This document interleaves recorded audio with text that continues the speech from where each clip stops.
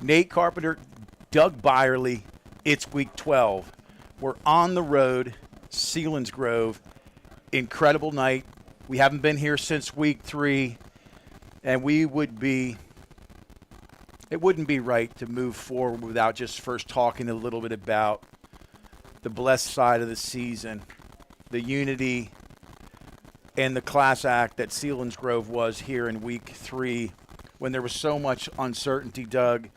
The tragedy with Max Engel. Before we take and move any forward, it was so great seeing Josh and Heather at homecoming senior night, the Central Mountain game. Great to see you. Our thoughts and prayers go out to you and your family. And so there's a lot of talk this week about coming to Selinsgrove, right?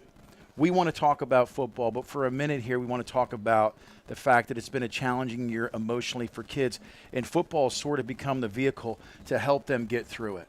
Oh, no question about it. And those emotions will probably play a part in the game tonight. But Nate, you know, as an athlete myself many years ago, and many in the audience as well, those emotions are a factor early in the ball game. And then no matter what, the team and the players have been preparing for this. They'll set that aside and get into the flow of the ball game and then focus on the ball game, which is really what you want them to do. At that point, move on and focus on playing a good opponent, a good rivalry that's become a great rivalry. We'll talk about that here in just a minute, and focus on the District 4 championship game here tonight. And it was a close one. You know, the Brashear game in Week 9 never did count. We rescheduled the Harlem game, so those points didn't apply to our District 4 standings. And if you asked me to break down that algorithm, I couldn't tell you, Doug, exactly what goes into the recipe, but Selinsgrove came out on top. They squeaked us for the pole position. That's why we're here.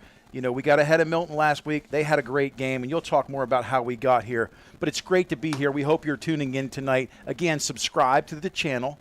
You know, we have so much support this year through sponsors and advertisement. And, again, the costs to do these district games through PIAA have gone through the roof. But this week, community once again rallies, and we'll get to those sponsors here in a little bit. But, Doug, how did we get here? Well, everybody knows both teams come in at 10-0-1 with the tie in Week 3 that we just talked about. Have really dominated, particularly in the second half of the season. A lot of mercy rule games, et cetera, for both teams. But the history of the rivalry is really interesting. The Seals are looking for their first district title since 2017. So, obviously, Jersey Shore has won the last 6. All of them have been at Thompson Street Stadium, so a little bit different venue here tonight. In the last 3 years, Jersey Shore's only losses have been in the state playoffs. Right. So that's really special for them. But this rivalry goes all the way back to 1961 with the Seals taking that game 31-6. The Seals have a pretty dominant lead in the series, 39-13-1. But everyone's aware from the Jersey Shore side that the Bulldogs have won the last 7 in a row, particularly here in the playoffs. And that's been a real big factor, obviously, to win those 6 straight district titles. So the Bulldogs are looking to defend the title. Seals tonight, Nate, are looking to take that away. They sure are. And, you know, we look at Tom Gravish's resume. I looked at last night. He's 107-42-1 in his career, and it all started after that 2012 season where he went 0-10, 6-7-13, and the page was turned. There was a new dynasty and a new legacy. So tonight, Selinsgrove, a lot of people talked about why are we here, not a neutral site, but the fact of the matter is, as tragic as Week 3 was, and yes, you could play at an alternative site, Selinsgrove did earn the home field, and we've dominated the home field presence for years. So for Selinsgrove, beautiful complex here. I mean, the facilities are awesome. We look forward to a great contest. We're going to be back with stats, breakdowns, some scores from previous weeks, as well as the Tom Gravish interview when we break here. Thanks again for your patronage. You're listening to Bear Country Football, Jersey Shore High School football on the Bear Country Sports Network.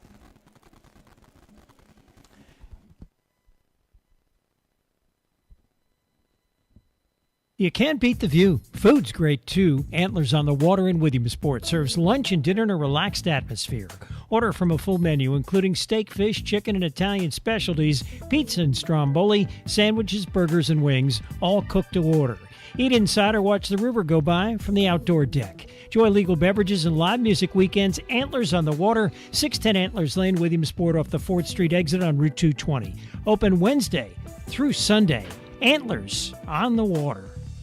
Montour Wireless has moved to the TJ Maxx Plaza in Williamsport. Hi, this is Steve Maliza. Come see us at Montour Wireless for cell phone repair and a great selection of cell phone accessories with guaranteed lowest prices on cell phone cases and tempered glass, plus laptops, smartwatches, tablets, and smartphones. And Montour Wireless also has H2O wireless service starting at $20 a month. Want more information about our Xfinity prepaid internet? Stop in and see us at Montour Wireless, 1786 East 3rd Street in the TJ Maxx Plaza, 570-322-1020. The holidays are here, and this area's most unique gifts can be found at Valley Gallery and Gifts in the beautiful Nippenose Valley. The work of dozens of local artists are in stock, ready to be placed on the walls of your friends and loved ones, or buy yourself a gift. Find the two Davids, new prints from David Siebold, classic works from the late David Armstrong, and you can have your prize framed on site. Take Route 44 south from Jersey Shore, turn right onto Quarry Road, and go 3 miles to Valley Gallery and Gifts. Open every Wednesday through Saturday from 10 till 4. You know that Big Bargain detergent jug is 80% water, right? 80% water? I thought I was getting a better deal because it's so big. If you want a better clean, Tide Pods are only 12% water. The rest is pure, concentrated cleaning ingredients. Ooh, pass me the intercom thingy. Attention shoppers. If you want a real deal, try Tide Pods. Don't pay for water. Pay for clean. If it's got to be clean, it's got to be Tide Pods. Water content based on the leading bargain liquid detergent. For a great time, make it Baldbird's Brewing Company in Jersey Shore. Enjoy 24 different beers in the family-friendly tap room where pets are welcome too, and a full selection of local spirits, wines, and specialty cocktails. Don't miss our weekly family game night and trivia night. Baldbird's Brewing Company offers event space for meetings, weddings, and private and semi-private party spaces. Open Wednesday through Sunday. Baldbird's Brewing Company, Schaefer Lane, Jersey Shore. Online at baldbirdsbrewing.com. There's still an Agway in your local area. X-Agway in Jersey Shore. They have been supplying the community for years. X-Agway. Everything you'll need to win the seasonal fight. Whether it's fertilizer and lime for lawn and garden season, or rock salt and ice melt for the winter weather. Right now, it's time to set your food plots and grab wood pellets from X-Agway. 112 Harris Street, Jersey Shore, X-Agway. Local people taking care of local people. 570-398-2770. Nate Carpenter, Bear Country Sports. Coach Tom Gravish, it's great to be back. It's week 12. Can you believe it? No, I can't. It's great to be here, and thanks for coming. Oh, you're welcome. It's always a pleasure talking to you. This week, hey, big game coming up Friday on the road. Haven't seen him since week 3. Selinsgrove's on the map, but before we get to them, this past week, let's just talk a little bit about coming out here a Friday night under the lights at Thompson Street with the first round of District 4 home game against Milton, the Black Panthers. They came in, really, they had one loss on the season, and you guys did a lot of things at a very, very high level, very impressive. Can we talk a little bit about that game? Yeah, our players, it started with our players. They had a great week of practice. They bought into everything we wanted to do in the game plan, offensively, defensively, special teams-wise. They were fantastic. Assistant coaches did a great job getting them ready, whether it was offense, defense, or special teams. To this point, we're off to a good start, and hopefully we can pick up where we left off against Milton.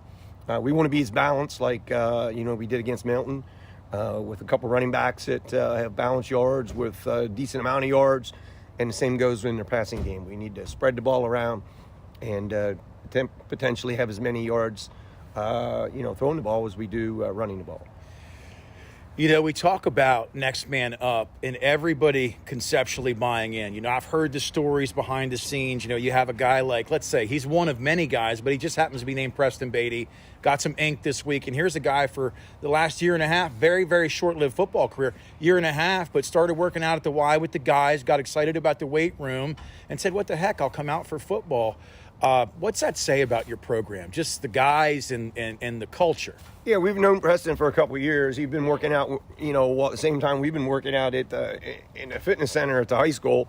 And, between the players and, myself and some of the coaches were like, hey, you're too strong to not be playing football. And he just had a fantastic game Friday. It's well-deserved. He worked so hard.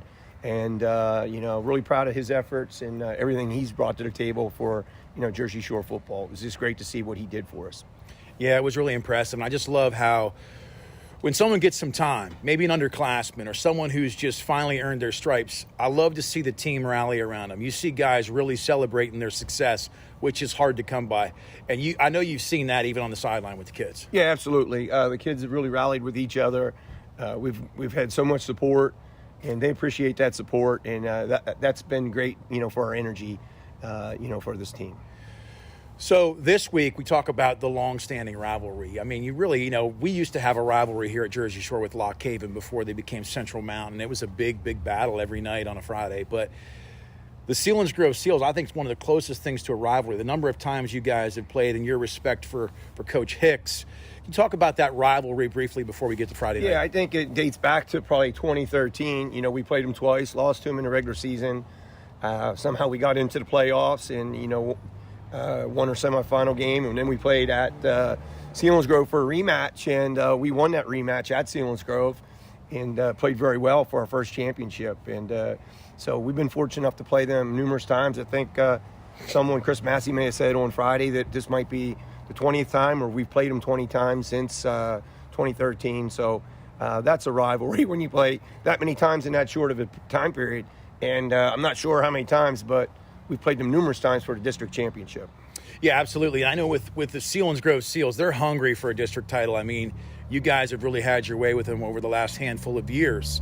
And when you plan and you scheme and you prepare, I know it's next team up, it's week 12. But with Selinsgrove, there's some things that you have to think about, obviously, number 1, number 3, number 4, number 8. But a bunch of guys that Selinsgrove's very well coached. They're strong in the weight room. It seems like with track and field, they always excel in the field events. What makes Selinsgrove special, and why you guys look forward to this matchup? Well, they like competing. They they have their own tradition, et cetera, and that's one of the things that we look forward to early on, like back in 2013, is competing against them, trying to beat them. But they have great players. They have way more seniors than we do. They're a senior-dominated team. We look forward to this opportunity. We feel blessed to have this opportunity, and we're going to try to make the best of it. Let's talk about the balance real quick. Balance on offense. The defense 5-2 is stingy. They've been stingy for a lot of years, but the offense this year, very balanced. Lots of guys that get touches. What makes that special? Yeah, I mean, it's everybody's has a role in it. We can play more than just 11. There were weeks there when we've had some guys that, couldn't play. And we've had, guys step in, whether it's at wide receiver, whether it's running back.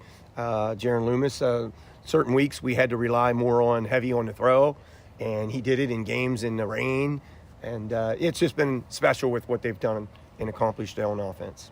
Well, listen, from Doug Byerly and myself, the Bear Country family, and this entire Bulldog Nation, we thank you for your time. We wish you nothing but the best. We'll be on the road with you this week 12 down at Selinsgrove. It's a great day to be a Bulldog. It sure is, and we thank all of our Bulldog Nation out there for your great support. Thank you. Thank you very much, Tom. Yep, thanks.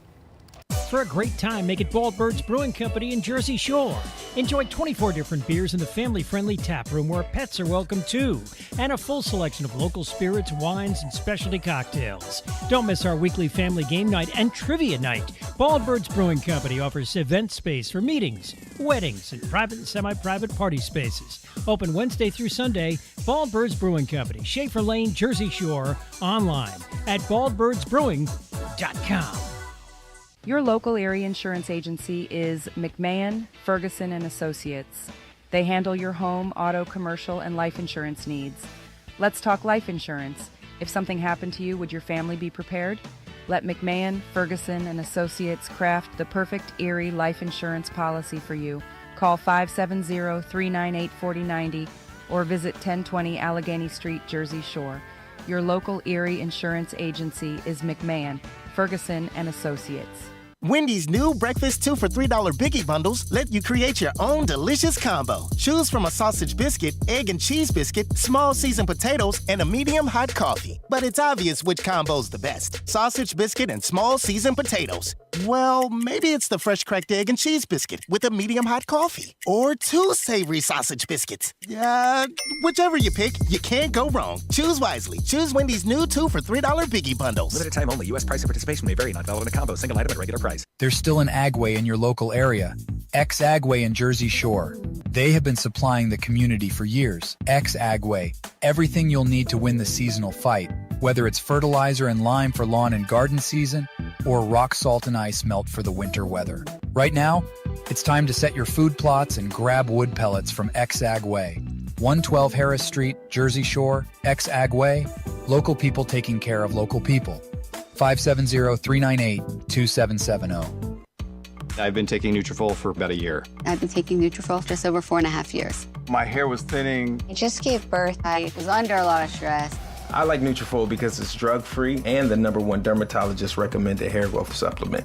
My hair feels thicker, stronger. The breakage is less. Nutrafol has taken me back to the hair I was meant to have. Join the 1 million people growing at Nutrafol.com. That's Nutrafol.com. Montour Wireless has moved to the TJ Maxx Plaza in Williamsport. Hi, this is Steve Maliza. Come see us at Montour Wireless for cell phone repair and a great selection of cell phone accessories with guaranteed lowest prices on cell phone cases and tempered glass, plus laptops, smartwatches, tablets, and smartphones. And Montour Wireless also has H2O wireless service starting at $20 a month. Want more information about our Xfinity prepaid internet? Stop in and see us at Montour Wireless, 1786 East 3rd Street in the TJ Maxx Plaza, 570-322-1020. WQBR 99.9 FM. Nate Carpenter, Doug Byerly. We are back, Doug. It's week 12. Both teams come in evenly matched, same record. I mean, depending on the network right now, Max Preps has Selinsgrove slightly higher, but most of the networks have Jersey Shore with the favorite. They trump them a little bit here and there, but home field is a big deal. And as well as, coming out. But before we talk any more about the wrinkles and the facets of tonight, let's talk a little bit about our sponsors, Doug, because without them, we wouldn't even be here. Yeah, really a big shout-out not only to our regular sponsors, so to speak, that have been with us all season long, the Wadsworth family of Lock Haven, for their support of the team and the broadcast. Thanks to River Valley Internet for providing the bandwidth we need to bring you the broadcast. River Valley Internet, we never forget you have a choice. Shout out all season long to Duke Frabel for everything he's done for Jersey Shore Athletics over the years and specifically for Tie Dot and Embroidery. Kickoffs will be brought to you as they have been by Joe's Equipment, offering steel sales, service, and parts. Cement Drive, Jersey Shore. Give them a call at 570-398-1391. Out of Town Scoreboard, brought to you by Tie Dot and Embroidery. Go see the crew there on Charles Street in Jersey Shore for all your screen printing and embroidery needs, and we'll get to that. Couple of those scores or matchups in just a couple minutes. And our player of the game, again, we'll talk mostly in the second half by Mountaintop and Provisions in a beautiful Pine Creek Valley. Great venue, great food, great entertainment. Go see them all at Mountaintop and Provisions for our player of the game. So, Doug, it's been an interesting year for District 4. Here we are at Selinsgrove tonight. This could be the best matchup in the state across the board, couldn't it? Oh, no question about it. And, again, we want to backtrack for just a second. My mistake there, Nate. We want to give the biggest shout-out at all for the big sponsors for this broadcast. Susquehanna Trailways, P&P Plumbing, Virginski's Tree and Crane Service, and Subway in Jersey Shore. Without those major sponsors, we would not be able to bring you the video broadcast of this game because, as you know, the rates go up substantially in the playoffs. So, again, Susquehanna Trailways, P&P Plumbing, Virginski's Tree and Crane Service, and Subway in Jersey Shore. Thank you so much for allowing us to bring you this broadcast this week. Yeah, thanks a million, guys. I wouldn't be surprised if most of you are all in a living room or somewhere right now watching the game together if you're not down here. But the Bulldog faithful, Doug, have traveled well. This place is packed. It's lit. It's about to get explosive here tonight.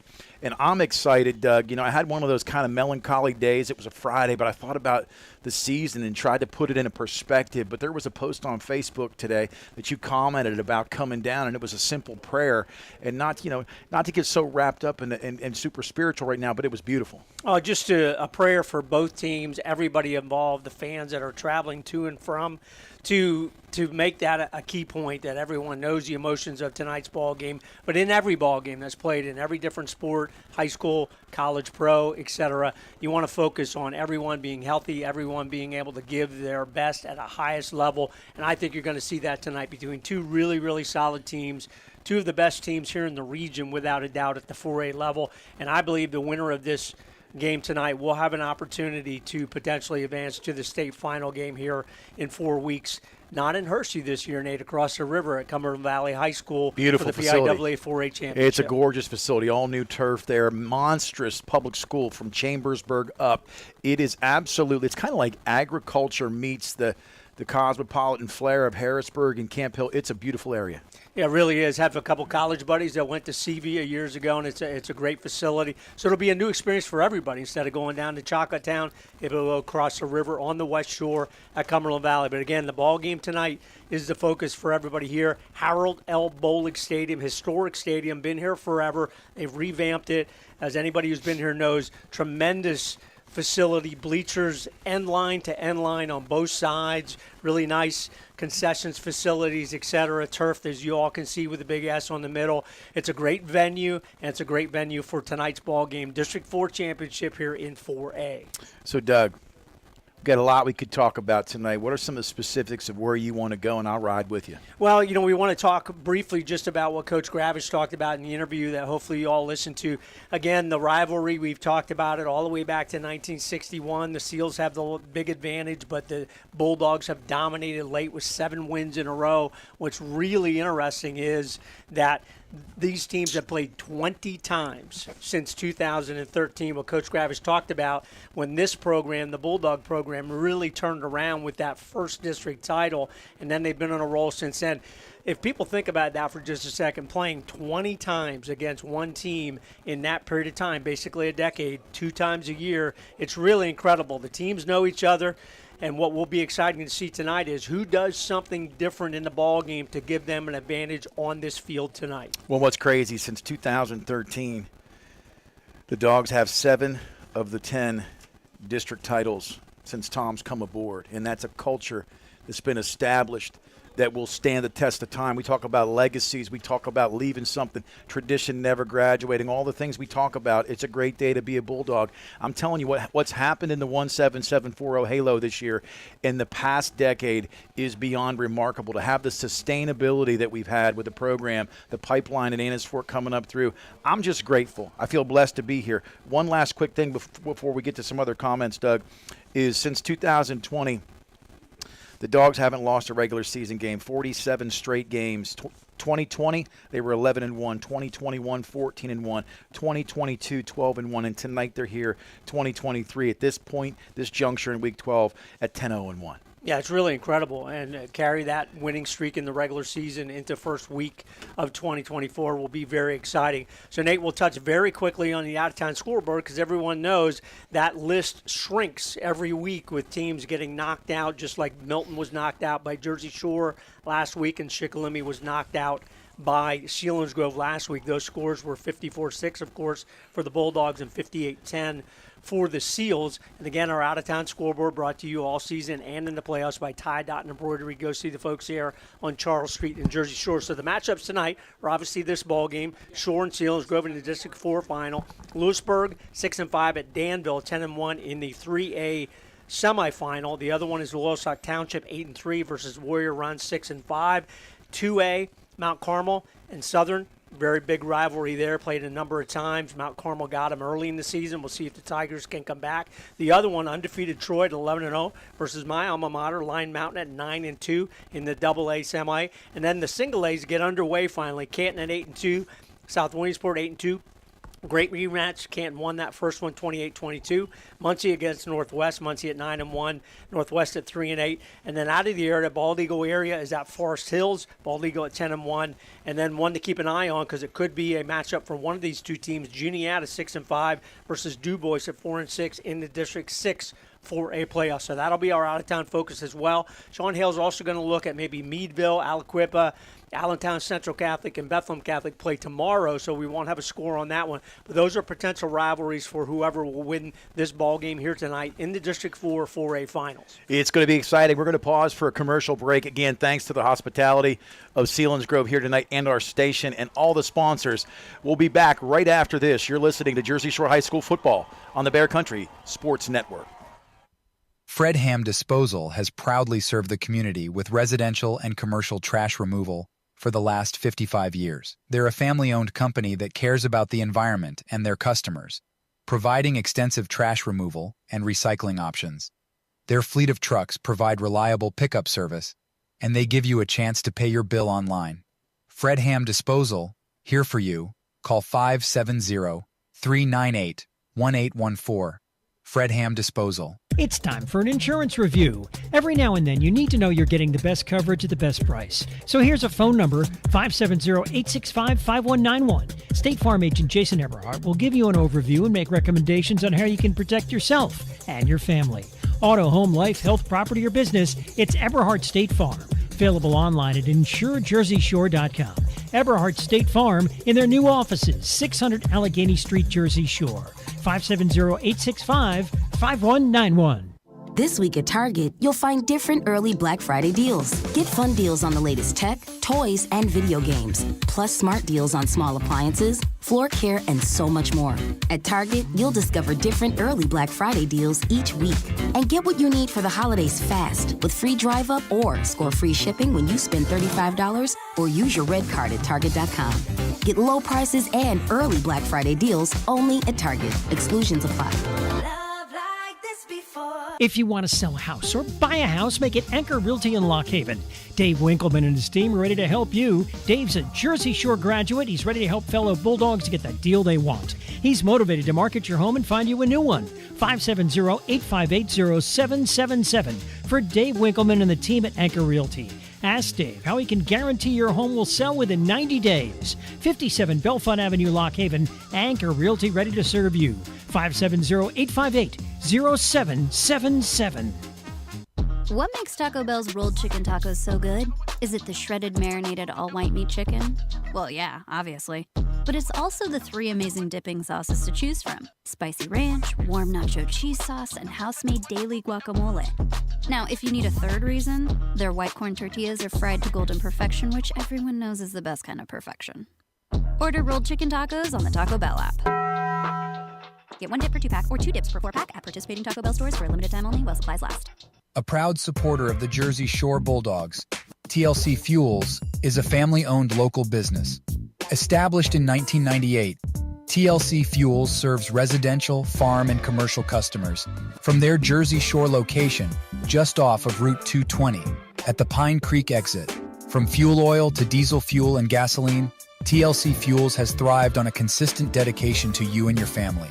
Call 570-753-5722 today. WQBR 99.9 FM. Nate Carpenter, Doug Byerly. We are back at Harold L. Bolig Stadium in Selinsgrove. Seals just came on the field. The Jersey Shore Bulldogs just a minute or two before that, so both teams are ready. And we are going to pay attention to the coin toss tonight, Nate, because we kind of missed it in the pregame, and we'll apologize to the folks. We do not know the officials. They are not from District 4, so they are not a squad that we've seen at any point in the last couple years, and that's the way it usually is in the district finals. They'll bring in somebody from District 3, District 11, whatever the case may be. So we apologize. We do not know the name of the referee that you'll see out here in just a minute for the coin toss coming up. It's going to be a barn burner tonight, I'm telling you. My keys to the kingdom tonight, defensively, stop Teets.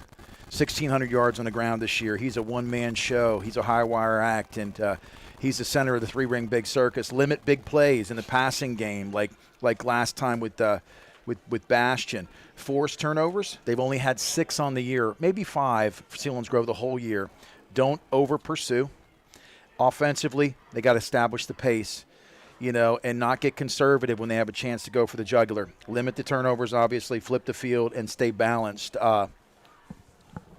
Teets is very good. Obviously, the official numbers are actually 1,668 yards and scored 24 touchdowns, broke the Seals single-game rushing TD mark, and he's surpassed 3,000 career yards. The quarterback, Pastor, has been a 4-year starter. He's thrown for 1,212 yards and 15 TDs, but has been a focus in the last half of the year where they've really focused on throwing the football more down the field. And they have some very, very good athletes, particularly Gavin Bastion and Caleb Hish. They've combined for 636 yards and 9 TDs.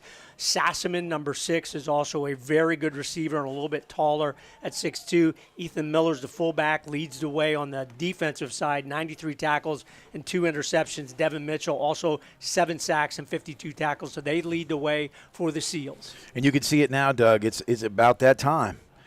Dathan Tyson, 23, 43, Peyton Samar, 31, Tate Sechrist, and Jaron Loomis, number 18. He's done a great job this year quarterbacking this Bulldog team. And for Selinsgrove, we'll get those numbers to you in just a second. Yep, we got him. Number 3, Teets. Number 4, Hicks. Number 8, Pastore. And then number 75, Melhorn, who's the nose guard for the Seals. Very good two-way player. Yeah, Melhorn has had an excellent year. You know, he comes in at 6'3", right around 3 bills. So, 6'3", 300 pounds, you're not moving that guy. So whether Jersey Shore won the toss or not, they have made the decision that they will receive. And for those of you not watching it, or if you are, they're going to go from right to left on the radio dial, so to speak, on the field right in front of us. So the Bulldogs will have a chance offensively first. The Seals are going to say, hey, we're going to see what we can do defensively. And in Week 3 game, the Seals made the adjustments and really did shut down the Jersey Shore offense in the second half, and they made them punt 10 times in the ball game, and that was a quarter of the punts for Jersey Shore for the entire season. So the Seals are going to dial up something here on the defensive side to start this ball game. And absolutely. So we talk about offense, defense, we talk about special teams, and of course the fourth phase, sometimes we talk about turnovers and penalties at crucial times. But this third aspect of the kicking game, they're really, really stacked. The deck is stacked for them with Carter Young. He's averaging 42 yards a punt this year for Selinsgrove. He had 25 touchbacks with an average of 56 to 57 yards on the kickoffs, which means he puts it down inside the 5 almost every time. We've got to keep the ball away from Tucker Teets. Even though we're returning the ball tonight, we've got to kick away from Teets. And in the punting return game, we've got to make sure we field punts and not let them roll out. So we'll see if Carter Young, for Selinsgrove, they just like to kick it in the end zone and have the Jersey Shore Bulldogs start at the 25-yard line. No chance for a return. The Bulldogs, when they get a chance to kick it off, will not have that luxury because Brody Herr really doesn't have that distance on the legs. So Seals going to lead the way here with their kick return team. Bulldogs have been ready to go. And what the delay is, folks, so this is not only on our video. Fox 56 is here from the TV side, and Service Electric right here from the Susquehanna Valley. They are here as well, so it's on 2 different TV stations. So that's why the delay. The officials are waiting for the notice from the guy on the sideline saying, hey, we're ready to go. In fact, you can see they're doing an interview right there on the sidelines. It's still on the field with someone from one of those 2 TV stations finishing up right now, so we should be ready to go here in just a couple seconds. And the way I feel, Doug, is, they got nothing on you, man. You look good tonight, man. You seriously, as we sit here in, semi-shaded, beautiful facility, but kind of in the dark tonight. But, man, I got butterflies. I feel a pulse quickening here. It's about that time. I mean, they've got the ball set here at the 40-yard line. Selinsgrove kicking away from the scoreboard. Back deep to receive Elijah Jordan. And I believe we'll see who the other number is. Kick deep inside the 5, as we talked about. Return 5, 10, 15, out across the 20. Gets to the outside. He's hit at the 20. Got back to approximately where he would have been with the touchback. So nice return. Brody Herr, number 11 back there on the kickoff returns. So good coverage there by the Seals. Again, in that Week 3 ball game, Tate Sechrist led the way, 121 yards, 2 TD. Elijah Jordan also went over the 100-yard mark, 112 on 21 carries. The Bulldogs rushed for a lot, 379 yards in that first matchup in Week 3. Held the Seals to only 188 and held Tucker Teets in that ball game to only 56 yards on 26 carries. You talk about just special moments here tonight, and as we look out here at the 20-yard line, Week 3, both these teams and coaches specifically took the high road. And so hats off to the sportsmanship and the class of Coach Hicks and the Selinsgrove Seals. They agreed to go with a tie that night. They could have forced them to finish that game in overtime. So it's 1st and 10, 20-yard line, 11:55 to go first quarter. We are underway. It's go time. They're going to start off in the pro formation, singles left and right, under center's Loomis. Going to go up top immediately to the flats, and that ball's overthrown, intended for Dathan Tyson on the sit-down route. But Loomis amped up. Tyson open on that pattern. Again, that's a hard one to cover. Good matchup there against Caleb Hicks, the coach's son, probably Selinsgrove's best defensive back. 2nd 10. It's the counter. He's wide open. Good tackle from behind.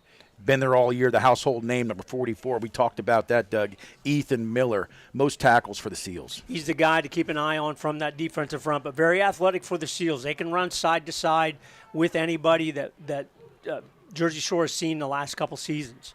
In the gun is Loomis, 3rd and 5, crucial down, right to left. It's a fake handoff up the middle.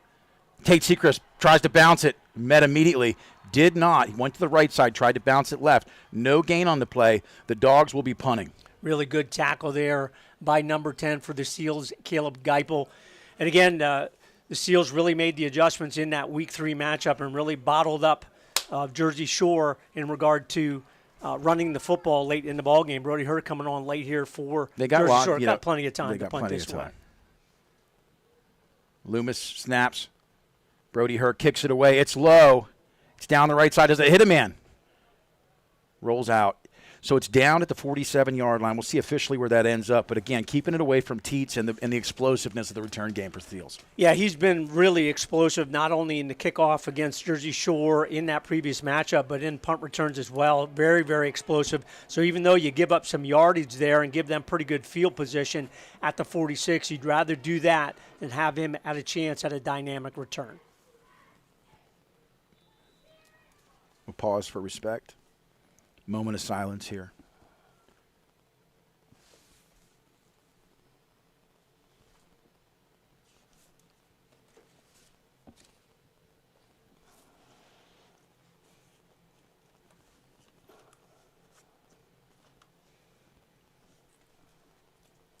Again, our thoughts and prayers go out tonight to Josh and Heather Engel and the tragic loss of Max. And I just want to say something. It was so great running into you at homecoming, senior night, and just being able to give you a hug and encourage you guys. You guys are truly a glimmer of hope in tragic times, and we wish you nothing but the best. Godspeed. 1st and 10, 46-yard line, under center. Mark Pastore, hands off immediately. No, he fakes it. They're going to go up top. And I'll tell you, Evan Snyder caught him early in that route. Did you see the physicality, Doug? Well, Evan Snyder, that's a really good matchup with Caleb Hicks. Caleb has maybe a couple inches on Evan Snyder, but Evan has really turned into a very good one-on-one defender. Used his physicality there to kind of knock him off the route, force the incompletion. Stacking the box in there. 2nd down and 10, under center, Pastore. Delayed count. It's to Teets. Teets just met. But, you know, Doug, when you've got 9 or 10 guys inside of 3 yards, it's not an easy feat to run against this Bulldog 5-2. Well, the Bulldog defense, Sechrist, Slate Sechrist, or John Dammer, or Owen Vandruff there, Preston Beatty, Caden Walker, Peyton Samar, both Sechrist, Elijah Jordan, Swilly, Whitman, and Snyder in the defensive backfield for Jersey Shore. So right now, Selinsgrove facing a 3rd down and 8, 48-yard line. Dogs looking to bring some pressure. See if they sit back. They're going to go to the flats. No pressure's coming from Tate Sechrist, and he's down. He fumbles. The Bulldogs cover. Blindside tack. Pastore was met. Blindside tackle. Just great pursuit by Tate Sechrist. And we talk about hungry, and there it is tonight, Doug. Just a burst of speed, tremendous burst of speed. We talked about that on the ride down. Will the Bulldogs be able to put pressure on Pastore? And wow, Tate Sechrist forces the fumble. First big mistake of the ball games for Selinsgrove. 1st and 10, 37-yard line. They flip the field with the fumble. 10:07, first quarter, 0-0. Loomis in the gun. He's going to roll left. He's going to look to the flats. He's got to get rid of it. He throws it out of bounds. So good job by Loomis. Interestingly enough, Doug, we're seeing some passing on 1st down. Selinsgrove came out, and they wanted to go up top early. Well, both teams want to try and stretch the field a little to open up those running lanes a little bit more, and we apologize. I did not see who recovered that fumble. Tate Sechrist caused it. We'll try and find out from Coach Chris Davis who did get that fumble recovery. Handoff, right side. Met. Again, a gain of maybe a yard here. Both teams, Doug, first possession, second possession here for the Bulldogs, faced with 2nd and longs. Now, no surprise that both teams are going to be really stingy against the run, particularly early in the ball game. Loomis in the shotgun. Trips left. Goes to the flats. And they're going to call a flag. He met early. Elijah Jordan's there. And And that's a judgment call, but the official was within 5 yards of that. Geipel on that coverage against Peyton Samar on that pass attempt, and Chris Davis did give us the heads up. Preston Beatty with that fumble recovery caused by Tate Sechrist on that first defensive set for the Bulldogs. That's big time. Preston Beatty's come up large tonight and impressive. And to be honest with you, do you know who's at center right now? Preston Beatty. Yeah, because Larson, a little bit of extracurriculars sometime this week. We think we'll see him. He's on the sidelines. We'll see Mason Larson probably in the ballgame a little bit later. Loomis in the shotgun on 1st and 10 with the pass interference. Going to go to the flats. No, he's going to throw it over the middle. He makes a man miss. Met, and that was a big stick there. Big tackle. Again, these numbers are hard to see. Your view at home might be better than ours. That was number 44, and he lick him and stick him, Ethan Miller. That's a nice, different little pass attempt there to Tate Sechrist right over the middle, and they'll take that. Picked up almost 6-7 yards on that quick dump off from Jaron Loomis. You want to talk about two freight trains meeting on that last tackle, Doug. Trips right, Loomis in the gun, 2nd and 4, right to left motion. It is a jet sweep to Tate. Tate doesn't get much, maybe a yard. 3rd down and roughly 4. We'll see what they call it. Really good tackle there, good up front play there by Tucker Teets on the defensive side. Puts him in 3rd and about 5. Loss of 1 on that play. This is a big down for the Bulldogs. 3rd and 4. Loomis rolls right. Back across the middle. Complete. Inside. Fumble. Bulldogs give it up. But we'll see what the flag's all about. Well, the flag probably is going to be holding against Jersey Shore, so the Bulldogs get it down to about the 5 yards. But, wow, big hit on the defensive side causes the fumble for Jersey Shore. So the Bulldogs get a fumble on their defensive side. Seals get it right back, but that's a tough one. Bulldogs driving. That would have been a big 1st down, 1st and goal for Jersey Shore, but they turn it over. Obviously, the Seals are going to decline that penalty. So at the 8:34 mark, first quarter, both teams with a fumble on the turf here at Selinsgrove. Turn it back over. Lee Snate, the Bulldogs have him pinned pretty deep here in the own Selinsgrove territory. And the frustrating thing on the ride down we talked about, Doug, was who's going to win the turnover battle, and Jersey Shore turns it over deep in the Seals territory. 1st and 10, 7-yard line for Pastore. He's got a single right and a single left. I formation in the backfield. Teets deep. They're moving the line around. Long count, trying to wait patiently. Teets gets it. He makes the man miss. Tate Sechrist is there. Boom! Inside the 5. Really close to a safety, but I don't think it was. The officials came in and marked that right away at the 2. Really good reaction there. First bottling up on the right side, Brody Herr, particularly Caden Walker inside, and then Tate Sechrist and Peyton Samar from the left side to clean that up. It's turned out to be a defensive battle here tonight.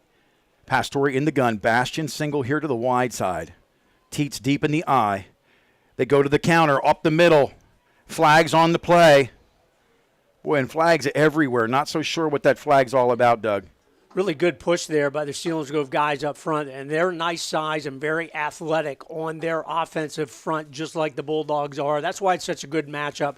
Both teams have some nice size, but they're not overly big, but all of their players can run sideline to sideline, and those guys up front really play hard.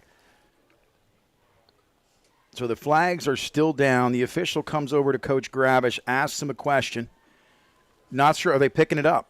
No. He just made the signal. I did not see what it was, but Jersey Shore declines that. They're going to take the down. Even though they gained a couple on that play at Nate, they got all the way out to the 7, but still 3rd and long. Well, and here's where you want to think that the Dogs are going to, again, it's not a down. You typically see a screen, but the slants, the high percentage passes, and you've got a lethal receiver out here in Gavin Bastion on Evan Snyder. In under center, Pastore's going to look to the flats. Teets.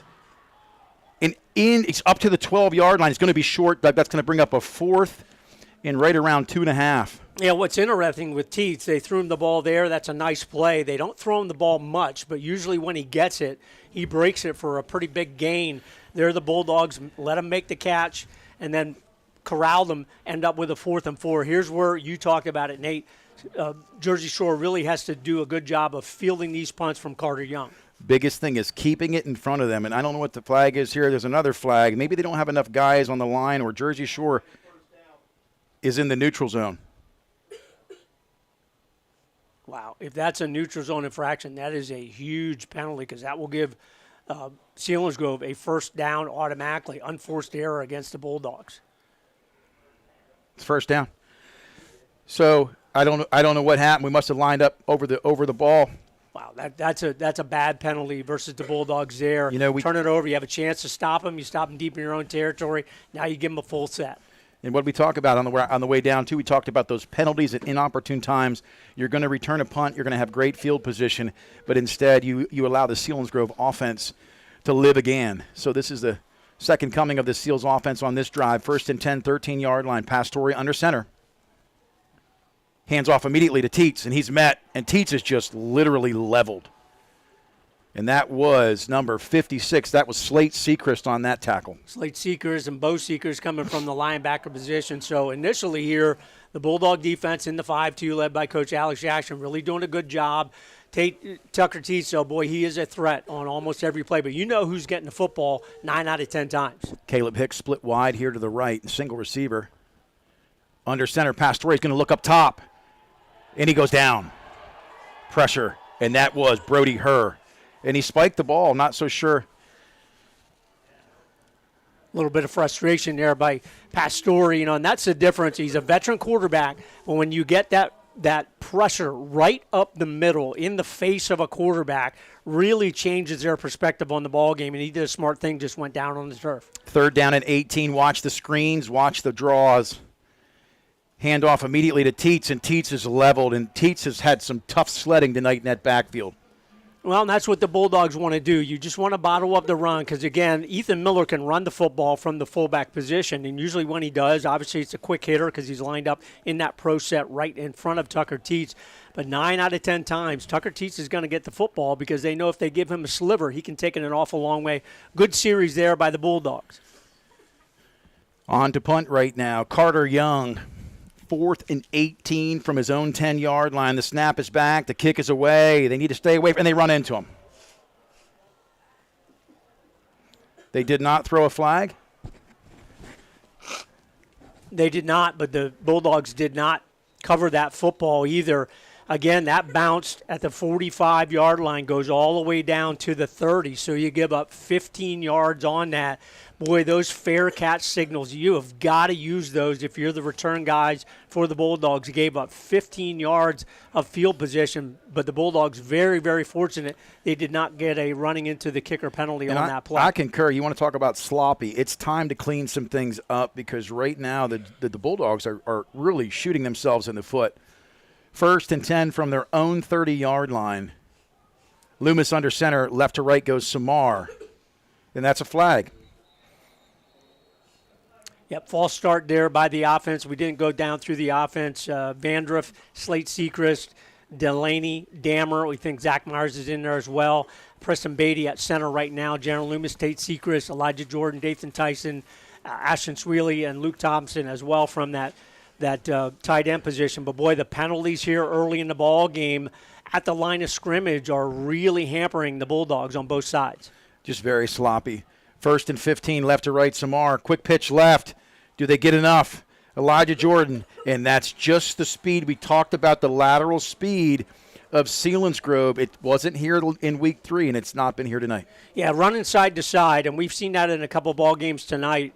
Teams can match up pretty well with the Bulldogs there. If the Bulldogs are going to have success, it is going to be running the football between the tackles of this offensive line. And they're just going back, second down and now 20. On the 20, Loomis goes immediate to the flats. Dathan Tyson makes a man miss, gets some good yards back. So back to the original line of scrimmage roughly. Really nice job there by Dathan Tyson. Good throw there by Jaron Loomis, breaking in between a couple defenders, picking up some valuable yards. Loomis did throw a nice ball there. Tyson sits down in that route, trips left. Loomis in the gun, 3rd and 10. He's going to go up top. He's wide open. No, it should have been picked. Elijah Jordan was wide open. Yeah, did not see him. Looked inside to Peyton Samar, but did not see Elijah Jordan. Very fortunate that one wasn't picked off. Again, the defensive secondary for Selinsgrove, very, very good. Gaveston, Teets, but particularly Caleb Hicks, all very active, all very veteran players from that defense. You know, and other than the Preston Beatty recovered fumble on the Tate Sechrist sack, it's been very melancholy for the Bulldogs tonight. Back to punt. Brody Herr's got to get it away. It's low. And it hit Whitman, recovered there, 45-yard line. So, again, only a 25-yard punt, but no Teats return. Very, very good pressure there by Selinsgrove. Almost got a hand in to Brody Hurst, and not a good job of the right side there of the Bulldog line, letting that man coming through clean. So good job by Brody Hurst to get that one away. But again, for the second time in 3 series, Seals really good field position to start this one at their own 46. 4:35 to go here, first quarter, no score. So Selinsgrove's going to go with the powerhouse backfield, and you never know what one block can do in spring. Ethan Miller in at fullback, under center, Pastore, 1st and 10 from the 45. Handoff deep. Teats, and Teats does bounce, and that's what we talk about. Big gain. Teats not going down easy. They're trying to strip, but it's one of those things where the strip game's great, but not when you give up 10 yards. Yeah, really good initial contact there at about the 46-yard line, but he drug the defenders there about 10 yards. So Teats is a speedy guy, but also very powerful on that run. So one extra blocker made a world of difference. 1st and 10 on the big gain. Pastore, quick pitch right. Good pursuit, nearly stripped. Down at the line of scrimmage, but he was touched 5 yards deep, Doug. They've got to wrap up. Yeah, had a good chance for a tackle for a loss there, but held him to a loss of maybe about a half a yard, but had a chance at a loss of about 5 on that play. Good, tough running. Tucker Teats, hey, almost 1,700 yards. You expect that. And right now the Bulldogs, need to hold here, but start playing to win rather than to lose. 2nd down and 10. Pastore under center. He's going to go up top. Wide open. Blown coverage on Whitman. Touchdown. Selinsgrove. And we talked about some of the keys, Doug. We could not afford to give up the big pass plays, and there it is. Well, that's one-on-one coverage. Again, no surprise. That's what it's been for the past 5-6 years, one-on-one coverage. Usually you get a little pressure there. The pressure did not come in time, and Pastore able to get Bastian. He's a tremendous receiver. Gavin Bastian, number 1, junior, 6'1", about 200 pounds. There, that fade to the corner, right on the money from Pastore. So the Seals strike big and strike first at the 3:34 mark of quarter number 1. On to kick Carter Young, and that's drilled. Ref's hands go vertical. So, Doug, if we could just paraphrase what we've seen here in this first quarter, it has been ugly. And I can say that. We love our Bulldogs. But tonight, it's one of those nights where, again, we're not blaming anything. We're just simply saying mentally not sharp. The big pass play is one thing. But right now, the Jersey Shore had the ball deep multiple times here tonight, turning the ball over. Multiple penalties, the offsides penalty on the 4th down. We did hold them again, but then letting the punt hit the ground. So it's been penalties. It's just been indecisiveness. Well, and Selinsgrove's a very good team, obviously at 10-on-1, so no surprise they're going to put points on the board. I'm sure Coach Gravish and this team did not expect to get a shutout tonight. They gave up 21 in the previous matchup. So, hey, you're down. You haven't been down very much in this season. Now, how are you going to respond as a team for the Jersey Shore Bulldogs? You need to put together a nice drive, even if you don't put points on the board, flip that field a little bit and see what you can do on the defensive side again. But the Bulldogs offensively have to be a little sharper. And I like Coach Hicks's chess match. If you think about it, he brought Ethan Miller in for the full house backfield. Teats is able to get some ground yards on that 1st down, move the change, which obviously opens up your passing game. Well, then Jersey Shore says, hey, I'm gonna make a move. I'm going to put another hat in the box. And then your corner ends up on a complete island with one-on-one coverage against a very good receiver in Gavin Bastian. So kicking off is Selinsgrove. Your Dogs are down 7-0, 3:34 to go in the first quarter. Jersey Shore received first, punted immediately, then forced a fumble. Tate Sechrist had a sack. Preston Beatty recovered, and Jersey Shore did some great things, but unfortunately also turned the ball over. So it's been an exciting night. Some sloppy play, but Jersey Shore back to return here. Brody Herr along with Elijah Jordan down around the 5. Last kickoff was caught around the 2-yard line by Brody Herr and brought out to the 20. Carter Young to kick. It's another deep ball. It's Brody Herr. He comes up. He makes the catch at the 7, 10, 15, 20. Cuts back. Out to the 24. Holds on to the football. There was some popping going on there, Doug. tackle made on that play, I believe, by Caleb Hicks. Very athletic Caleb Hicks. Seals very athletic across the board, both sides of the football, just like we've seen all season long for the Bulldogs. A little bit more yardage on that return there by Brody Herr out to just inside the 25. Loomis in the gun. Tate Sechrist to his right. He's gonna go to the flats immediately. Elijah Jordan catches the football, roughly 3 to 4 yards. Some popping going on there at the end of the play. What we're seeing, same thing that you see from the Jersey Shore defense. Catch, immediate tackle, no yards after the catch for the Bulldogs. 2nd and 7. They're going to run the option. Loomis keeps it up the field. He's going to slide. Wise decision by Loomis. And, hey, if they're not going to account for him, great play. They had Tate Sechrist smothered for the pitch potential. New wrinkle there for the Bulldog offense. That really was just a keeper. Kind of had the toss opportunity there, but he took that one right away. Big first down. 1st and 10, 39. Twins right and left. Sweely in motion. Loomis looks to the sideline here. He's going to go over the middle. It's high, nearly picked. And you can tell Loomis is juiced tonight. He's got a live wire for an arm. He'll settle in. It's been great all year, but you can see that, Doug. He's got a cannon going tonight. Yep, throw's been a little bit high, and that is dangerous against this very good secondary for Selinsgrove. Trips left. They're going to run the option again. He pitches it. Tate Sechrist comes up, lowers the helmet. Picks up about 4. We'll see where they officially mark it. But Selinsgrove swarming to the football. And they're tough east to west. Good tackle there by Logan Dressler, but a nice pickup. Actually a little bit shorter than I thought. I thought that was around 5 yards, only gain of 3. 3rd and long. 3rd and 7. Loomis going to throw to the flats, and this is just high. And,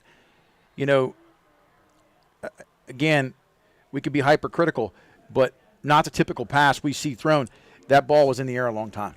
Yeah, long throw there, one-on-one pattern, and they are coming out of the hands of Jaron Loomis very high. Really not a good opportunity for Dathan Tyson to make that catch. So Brody Herr on again to punt, 4th and 8. Selinsgrove, a very good return team. Brody Herr needs to get his leg into this one, and it's short. So short kick off the foot of Brody Herr again right now tonight. Again, Brody did a nice job kicking it away from Teets. That's the primary goal, but our special teams, a little off this evening. Yeah, not a good kick there, right off the left side of the foot. Man, that kick only went about 20 yards, if that. Going to land out of bounds at the 41. So still 2:08 to go here. First quarter. Seals again, very good field position to start their next offensive drive. Yeah, they've been inside the 40 to 50 every time. 2:08 to go first quarter. Seals up 7-0. Bulldogs stacking the deck. Pastore under center. He's going to go to Teets. Teets gets a little daylight, and he pops to the outside. He's dangerous. Down the sideline, stiff arms, out around the 40-yard line. We talk about it. You cannot fall asleep on Teets because you may make 10 plays in a row, but it's that one play he bounces. Well, there he got the corner. Really good job there. Looked like he was going to be stuffed initially, but when he breaks outside, he can just run past you, and he did there. Another big first down run by the Seals. 43-yard line. And off immediately, fullback pop. I believe that was Miller. We'll see a number on that one. No, that was 28, carried by number 28. That's Jared Bullington. 2nd down and 7. And the Dogs, and if you remember week 3, Doug, the Selinsgrove had so many long delayed counts. Again, you're giving them second and very short now in an area where it was already going to be an extra down. They could potentially go with the 4th down and short. So someone's got to dial them in because someone's got to dial the mind in tonight. 2nd down and 2, I formation. They're going to hand off to Teets. Teets makes a man miss, falls forward. Looks like the official's going to move the chains. They're motioning the chain crew. So right now, this is a very different night than week 3, Doug. Selinsgrove all of a sudden has the mojo. Really nice run there by Tucker Teets. Again, he leads the whole region in rushing, just under 1,700 yards. Good power there off the left side to pick up a big first down.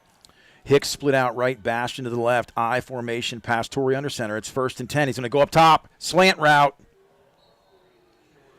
He's short-armed that. I can hear Coach Hale over there as the O coordinator telling his quarterback, man, you can't short-arm that pass.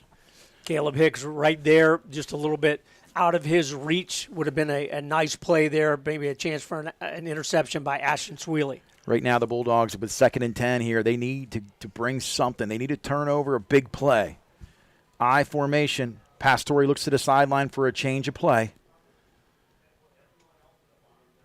You got to go to the flats. It's a fake route to the outside. Bastion wide open. Down the sideline. Makes the catch. Touchdown. Big pass. Big play. We talked about this, Doug. Is this Pastore's year? They're going to get him for celebration. But is this Pastore's year? And what I will say is that previous years he hasn't played his best football in the district championship game, but that ball was superbly thrown. And Bastion is truly a 6'1.5", 6'2" receiver against Whitman, and just outside shoulder, right at the pylon, foot inside, touchdown. That's a tremendous throw and a tremendous catch there, because the coverage by Whitman was very, very good. Sometimes you just have to say, hey, your opponent's really good, and they've made 2 super plays. The first one, the receiver was very open. There he was not. That is a dime on the money by Mark Pastore at the 1:15 mark of first quarter. Steelers have a chance to go up here 2 scores. Yeah, and for sure, and we talked about that tonight. One of the keys to the kingdom tonight was offensively, we had to limit on defense. We had to limit their big plays in the passing game, and boy, they've had 2 tonight, and that's the difference. That's the difference. Teach has had a couple big games, but for the most part, the defense has stymied the ground game. But to have 2 big pass plays like that, I mean, any coach will take that on any given Friday night under the lights. Not sure what the officials are talking about, whether or not that celebration penalty should be here on the kick, which it would not be. It's always on the kickoff. I'm not sure why they just don't set this and kick it through for Carter Young.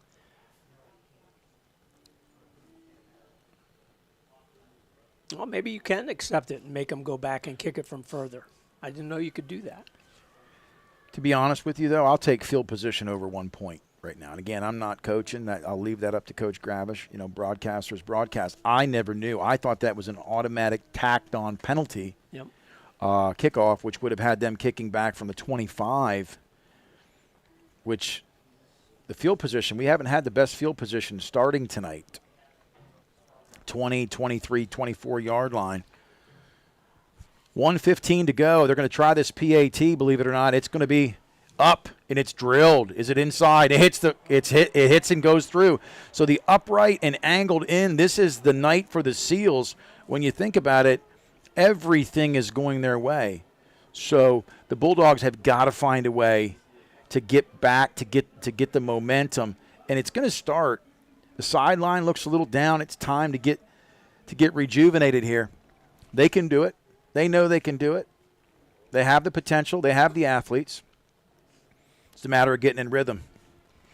Well, you remember in week number 3, the Bulldogs really played very excellent in that first half, and they were up 2 scores early in that ball game, 21-7 at halftime, and then Selinsgrove came back with 2 scores to tie it with about 4 or 5 minutes to go in the fourth quarter. So the Seals were behind by 2 scores. Now the Bulldogs find them down early with 2 scores. Again, the passing game of Selinsgrove, that has been a focus for them in the second half of the season. And Bastion is a player that is super hard to match up with. He's a physical guy. He has enough speed that he can run away from you. And Pastore has put 2 passes right on the money. 2 big scores here early in the ball game for the Selinsgrove offense. And they have him listed at 6'1", 200. I mean, I walked by him in week 3, and he's at least 6'2", probably 210. So to be a split-out wide receiver, 6'2", 210 in high school, going up against corners that on any given Friday night could be 5'9", 5'10". So give Selinsgrove credit tonight, man. When opposing teams do well, again, we're not homers. We want the Dogs to come back tonight and make some things happen. But Selinsgrove has drawn up an excellent game plan. We saw them come out opening play and go deep. They went up top. Evan Snyder got physical in the route. Bastion not able to get into the post route. But the last couple routes, Bastion, he's looked electric. And Pastore, we talk about him. He's elevated his game for this district championship. Yeah, he really had not played well in the 3 district championships game the last couple seasons, and the last year. Not only him, but the Selinsgrove team did not play well overall. But, boy, early in this ball game, Mark Pastor to Gavin Bastian, that has been the ticket. Kickoff here. Carter Young. It's deep. It's Brody Herr. Brody catches it. It's the 4-yard line. 10, 15. Does he get track speed outside? He tries to make a man miss. And there's another flag. Big penalty. Brody Herr not going to go down with the arm tackle. But they're going to go back to the spot of that foul, which is either a hold or a clip, block in the back, something. It's going to be a big penalty because the Dogs are going to be deep inside the 20. Really nice run there by Brody Herr. Very physical, used his speed to get good field position, but this one will come back. So the Bulldogs are going to start this one. I think they're going to be inside their own 10-yard line. So dangerous territory here, Nate. If you don't move the football a little bit and give Selinsgrove another short field, they're going to go for the jugular without question, and they're going to go up 3 scores. You go up 3 scores on anybody in a district championship game early in the ball game, that is tough to come back from. So a tenuous territory here for the Bulldogs of Jersey Shore. Well, and now, too, Selinsgrove can pin their ears back. You know, nose guards are right around 300 pounds. They've got some really, really solid guys, big guys in the weight room. Loomis under center, 1st and 10. Elijah Jordan makes a man miss. He's shifty. Gets roughly 4 yards on that carry. But you talk about field position, Doug. Seals have had the dominance in that category tonight. 2nd and 6. Left to right goes Samar. Loomis fumbles. So Loomis fumbles, and we sort of talk about the menagerie tonight for the Bulldogs. You know, it's in all phases of the game, and just got to clean some things up. Well, that's, Preston Beatty in there at center tonight instead of Mason Larson, so not a whole lot of experience there. Causes the fumble. Loomis falls on it, loss of a couple. Loomis in the gun. Nobody open. Loomis is going to try to run. He's got some room. He's going to have to put his shoulder down. Loomis goes up, and he is met and drilled. Great tackle, great breakdown on the play. That's Tucker Teets, number 3 on defense as well. Tucker Teets very good on the defensive side of the football, really recognizing, and obviously his closing speed really, really good. So good attempt there by Jaron Loomis, but short by a couple. So Brody Herr is going to be kicking this one from right around his own 5-yard line. Really needs to get some distance here on this punt, which he's not had the first 2 times in this formation. And that's the end of the quarter, Doug. Scoreboard reads Selinsgrove Seals 14, Jersey Shore Bulldogs 0. You're listening to Jersey Shore High School football on the Bear Country Sports Network. 40 years serving the Jersey Shore area community. All Round Tire, your hometown service and tire sales center. Family owned and operated, All Round Tire features Cooper, many other tire brands, including Michelin and Firestone. Make us your first choice not only for passenger, light truck, farm, and ag tires, but also for service, brakes, exhaust belts, and hoses, and we offer the only vulcanized flat repairs in the area. PA State Inspection 2, open weekdays 8 till 5, Saturday till noon, All Round Tire. Cement Hollow Road, Jersey Shore. WQBR 99.9 FM. Nate Carpenter, Doug Byerly. We talked about it, Doug. Some of the keys to the kingdom tonight coming down, and some of those were obviously, defense stop Teets, and, we've done a decent job of that, but it was to limit the big pass plays, and we haven't done that. 2 touchdowns to Bastian tonight, 1 on the flag route initially, and then another on the fly route. But Pastore throwing 2 excellent balls to him, catchable balls. So Dogs down 14-0. They're facing a 4th and 4 inside their own 20.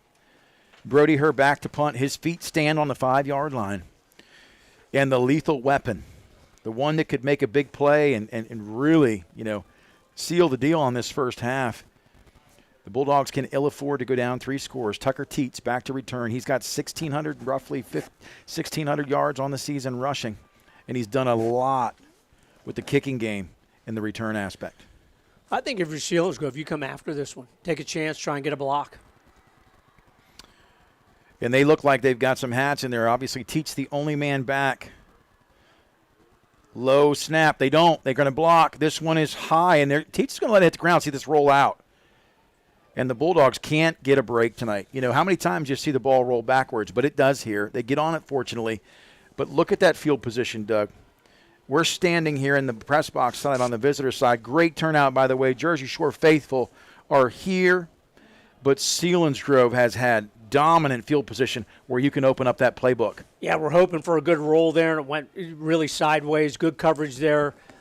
though, by the Bulldog special teams. Ashton Swilly held that right where it was, but good field position for Selinsgrove again, inside their own territory at about the 48. And they're not done yet. They're going to try to establish the ground game again. Pastore under center, pro-I formation. Second band, Teets gets the handoff. Big gain, big gain. And they're riding a bull named Fu Manchu.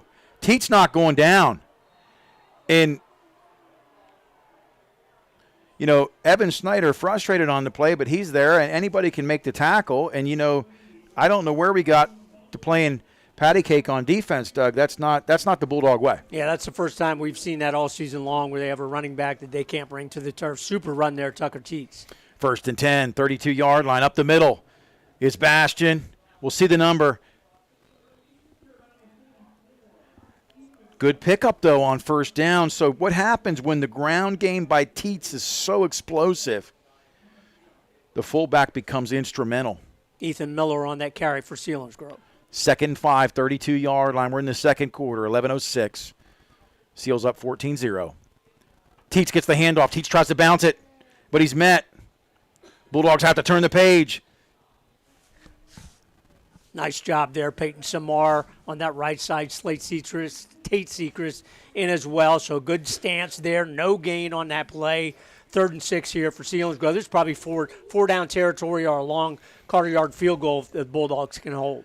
Yeah, and the Bulldogs really, you know, like I said, have had difficult field position, but it's 3rd and 5, 27-yard line here. I formation. Going to go up top again. Bastion wide open again. Makes the catch, no.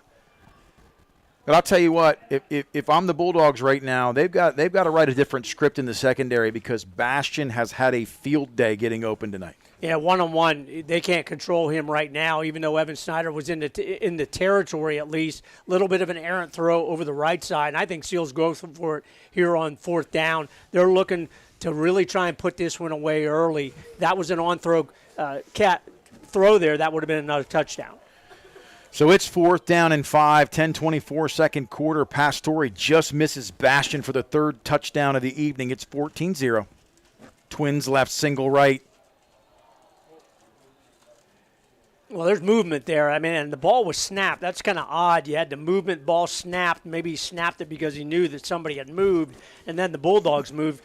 And this one's an easy one for the officials. Going to take this down to 4th and 10 officially. I'm not sure if it changes things or if you do try a long Carter Young field goal. He has a leg, Nate, to probably make it from there.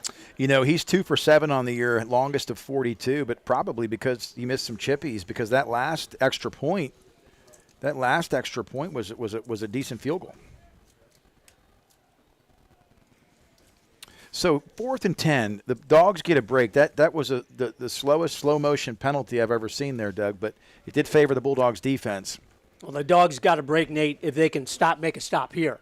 You get them back 5 yards. One of the Seals' really first errors of the ball game, you put them to 4th and 10, but if you let them convert here, they'll take the momentum right back. So Beatty on the right edge here, defensive end. They bring Tucker Teets to the left slot. We'll see what they do here. Do they have a wrinkle? 4th and 10. They're going to run their wheel route to Teets. They're going to go deep. Bastion over the middle. Does he get to it? And he was open again. Thankfully, we talked about this, Doug. Bastion has had his way tonight with separation. Pretty good pressure there by Tate Sechrist. Maybe forced Pastore to throw that one maybe a second early. But Gavin Bastion, he's been a matchup nightmare for everybody that Selinsgrove has played. And one-on-one right now, he is winning the battle. But the Bulldogs get the stop they need, take over on 1st down. Loomis in the shotgun. Twins left. Short bunch package here, left to right. Goes Elijah Jordan. They're going to roll to the right side. They're going to throw immediately to Jordan. Jordan makes a man miss inside. Does he hold on to the football? Boy, they're stripping and ripping. Tackle on the play by number 2, and that's Ryan Gavison. Nice wrinkles there. Out of the motion, just a little bit of flip to Elijah Jordan. Nice pickup, 1st down. Handoff immediately. Tate Sechrist up the middle. He gets close to the 1st down. If he hadn't tripped by the turf monster, Doug, he would have had the 1st down. Mason Larson back in now at the center position for the Bulldogs, putting him in 3rd and short. Need a conversion here. Loomis in the shotgun. It's 3rd and 2 to the Dogs. Another penalty. You know, if you could have written a first half script, Doug, that would have led to the demise of the potential, progress that a team makes offensively or defensively. It's penalties, it's turnovers. Again, that's a 3rd and 2. That's a 3rd and very doable now to a 3rd and 6. Loomis in the gun, trips side, throws over the sideline. It looks like a first down, moves the change. Good pitch and catch that time to Elijah Jordan. That's where Jordan really has added to his ball game out of that slot position. Good delivery there by Jaron Loomis. Nice conversion by the Bulldogs. 1st and 10. They want to get moving here. Left to right goes Jordan. Here, another flag, and he's going to go down. That was the reverse pass we talked about this week in the practice. But if I'm Tom Gravish, I might consider taking a timeout here. Yeah, I thought the same thing. Just a little out of sorts. They're trying to get into the fast car. They've not been able to do that all game long. The Seals are ready for it, and it's causing the Bulldogs to make unforced errors on themselves and costing them yardage on the play. And you can't do that. This is a very good Seals defense. They have a ton of shutouts on the season, and they believe they can shut you down on their own. You don't have to add to it with the penalties. And we talk about it. The penalties declined here, so it's probably going to be – they said they declined it. No, they took that penalty. That's a full 5 yards. Okay, so 2nd and 15. The official gave the safe sign, declined, but Loomis in the gun. He's going to go immediately to the flats. Does he get a block? Dathan Tyson gets outside, gets a block. Well, that was almost helmet to helmet there, Doug. That was a pop from number 2, Gavison.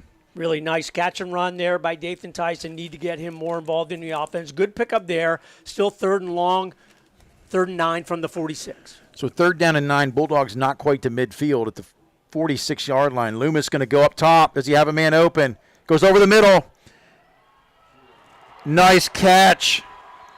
Nice catch. Ashton Sweely, super catch there. Wow, you want to talk about a big play. That's a game-changing play. And for the first time, I see the Bulldogs with a pulse in some sort of life. These fans with the orange pom-poms have come to life. It'll be a 1st down, 8:41 to go, down 14-0. Beautiful catch by Sweely. Trips left, single right, Loomis in the gun. Sechrist goes in motion to the quad side. Wide open down the sideline. And I don't understand where the flag is. I mean, we talk about it.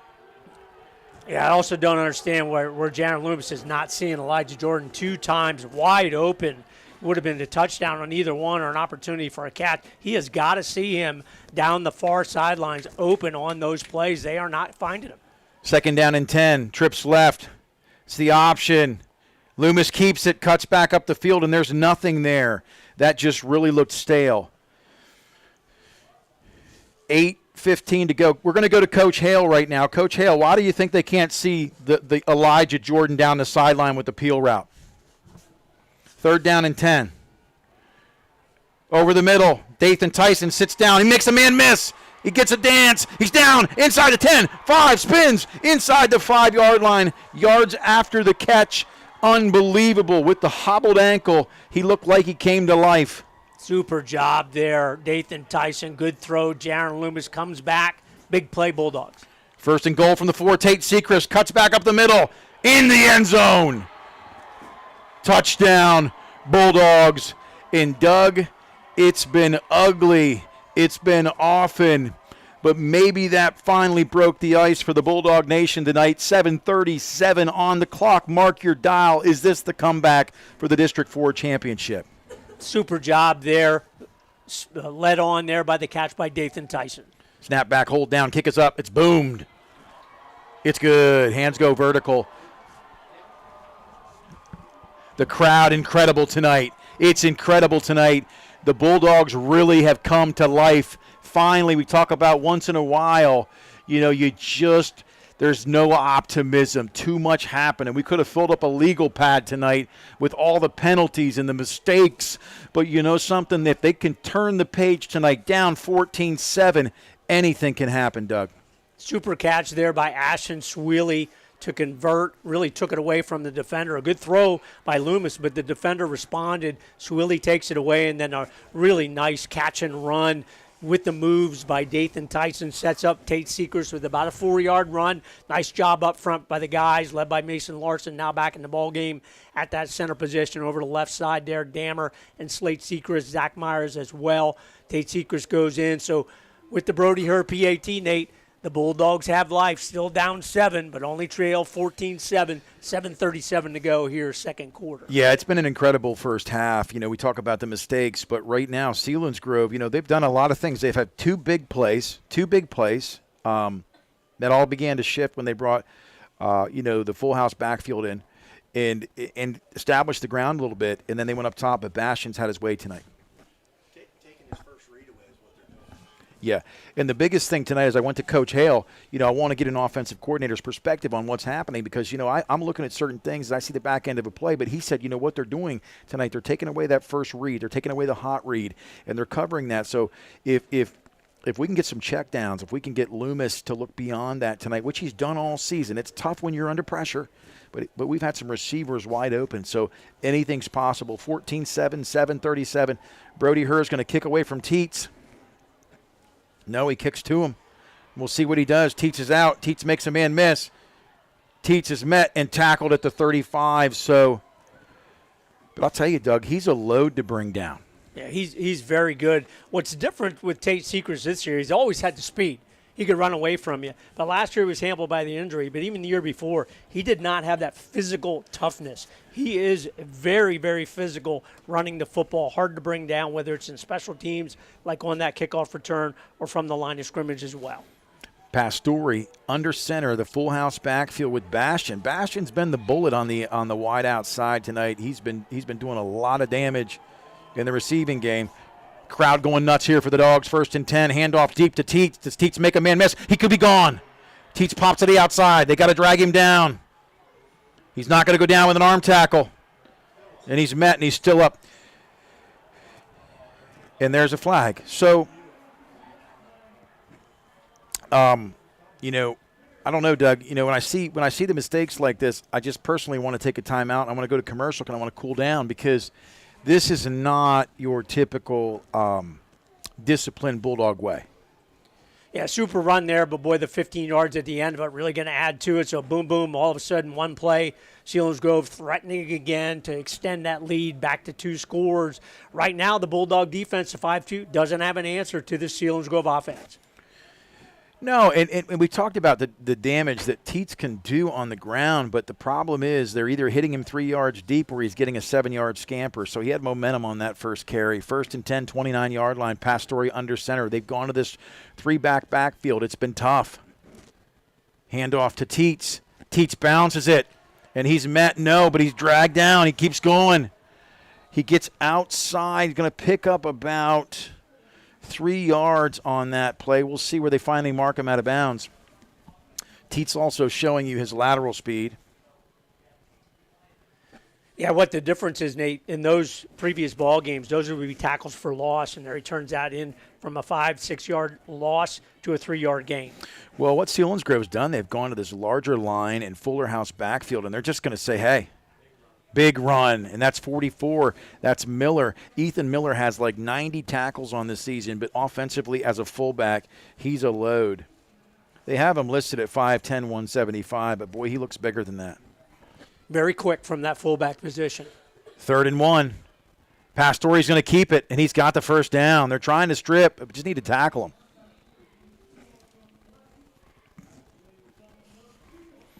So that 15-yard penalty on the last run was huge. Gave the Seals life again. 6:30 to go. Second quarter, up 14-7 and inside the red zone of the Bulldogs. 1st and 10. Oh, he's wide open. Ethan Miller, nobody home. Inside the 5, brought down around the 1. Well, that counter play has been such a devastating play for Jersey Shore this season. There they ran the same thing. Ethan Miller passed the line of scrimmage down to the 1. Pastore under center. He's going to keep it. They're going to do the tush push into the end zone. That's a touchdown. Selinsgrove. So 7:37 was on the clock, Doug. We talked about the 7:37 mark when Jersey Shore punched it into the end zone. Looked like they came to life. And And honestly, Selinsgrove comes out, gets a decent kickoff return out to the 35-yard line, and then it was big play after big play and a bad penalty. But the Jersey Shore defense on that particular drive did not have an answer for the stout Selinsgrove offense. Yeah, going to have to make some adjustments, and that's what Selinsgrove did in the first matchup where they made the adjustments, shut down Jersey Shore. Bulldogs are going to have to do the same here. That looks like it missed. Yes, wide right. So that could be huge. The Dogs have to answer. Please, have some grace tonight, folks. I don't like to be negative.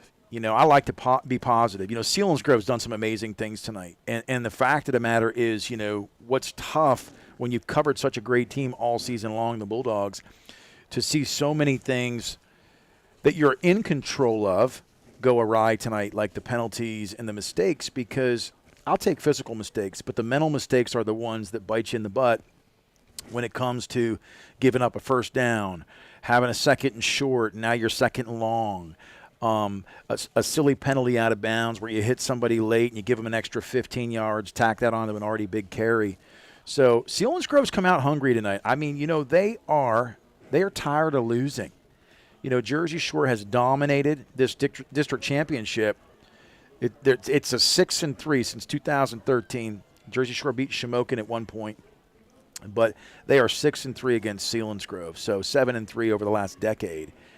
District championships. But tonight, I don't want to say we look lifeless, but we don't have the same pep in our step, and a lot of that is because it's defeating when you make so many mistakes. Yeah, and Selinsgrove has done exactly what they've wanted to do. Home field, they've made the big early plays, gotten the momentum on their side, and they have the best running back in the region. Again, we love Tate Sechrist, and I think if he would have played all 10 games, he may have had more yardage. But the Seals have found a way to kind of bottle him up. And when you're down a couple scores, yes, you can run the football with Tate Sechrist, but when you can run the football effectively like the Seals have done with Tucker Teets, it really puts the onus on the defense. Defensive Alex Jackson going to have to make some adjustments here even before halftime. Yeah, and Teets averaging 160, 65 yards a game this year, only had 50 in week 3, and he probably has more than that tonight already. Having his way. Kick is deep, down inside the 5. No, to the 7. Brody Herb makes the catch, nearly fumbles. 20, 25. Does he get up the field? Out of bounds around the 30. So they're going to give him the 30. Wow, he kept it in. He did a little dance, Doug, inside. They're going to put him down around the 33. So good return for Brody Herb. Had the speed there, just not able to stay in bounds. Would have had a chance for maybe another 10-plus yards, but pretty good field position. 6:10 to go here in the first half. Bulldogs trail 20-7. Loomis under center, singles left and right. Dathan Tyson goes in motion. Handoff immediately up the middle and just met. No hole there. Good interior push by the Selinsgrove front 5. Now, Colin Melhorn, you mentioned him a couple of times, 6'3", 307. He is hard to move on the inside of that line. Really did a good job there to bottle that one up. Loomis under center, 2nd and 10. He's going to go up top. Nobody open. Loomis going to keep it. Loomis gets out, around the 30. They're going to give him the 37. So a pickup of about 5. Loomis, when he has to run a distance, it's tough. Selinsgrove's so quick. Good job to pull that one down, but probably has to make that decision a little bit early. If your receivers aren't open, tuck it away and run. Trips right. See if he checks down. Fakes the handoff. Pressure, but does he go over the middle? He's wide open. Dathan Tyson. They're saying he missed the catch. That was a catch all the way.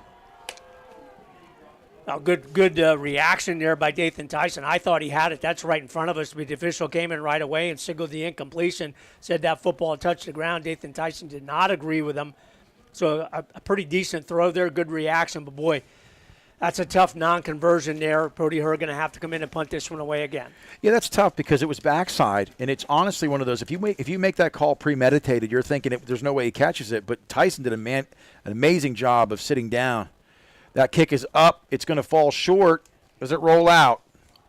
It does roll out. The Bulldogs finally get a break on the punting game, and that rolls out inside the 20. But, Doug, Well, we'd have to see that back, but the Dathan Tyson catch, converting the first down, forcing the Dogs to punt, that may be one of the biggest plays of the game. Well, would have converted, kept it alive here, 5:21 to go here, keep it away from that Selinsgrove offense, which really, if you think about it, Nate, the Bulldog defense has not been able to stop. They put together 3 very impressive drives, 2 long touchdown passes, one for 40 and the other one from 31, I believe, and then a really nice run aided by Ethan Miller all the way down to the one for Pastore to punch it in. And they're just going to pound it. Hands off to Teets. You know, you get the jumbo package up front. You get the backs in the backfield doing what they've been able to do. And Teets, as tough as he is, you know, there's another pickup of 4 on first down. Well, you have 7 guys coming at you. Your 5 guys up front and your 2 linebackers, and the linebackers can't get to the running back to try and make a play. So the Seals up front are really doing a super job. Pastore under center. Full house backfield. They got 10 in the box. Quick pitch left. Teets tries to get upfield. Teets makes him a big hit. Pickup of another maybe 3. It's going to make it third down. We'll see what they call this. Good tackle there by Dathan Tyson from the secondary. First game in a couple games that Tyson has been on the field on the defensive side of the football. 4:25 to go. The score is 20-7. Selinsgrove.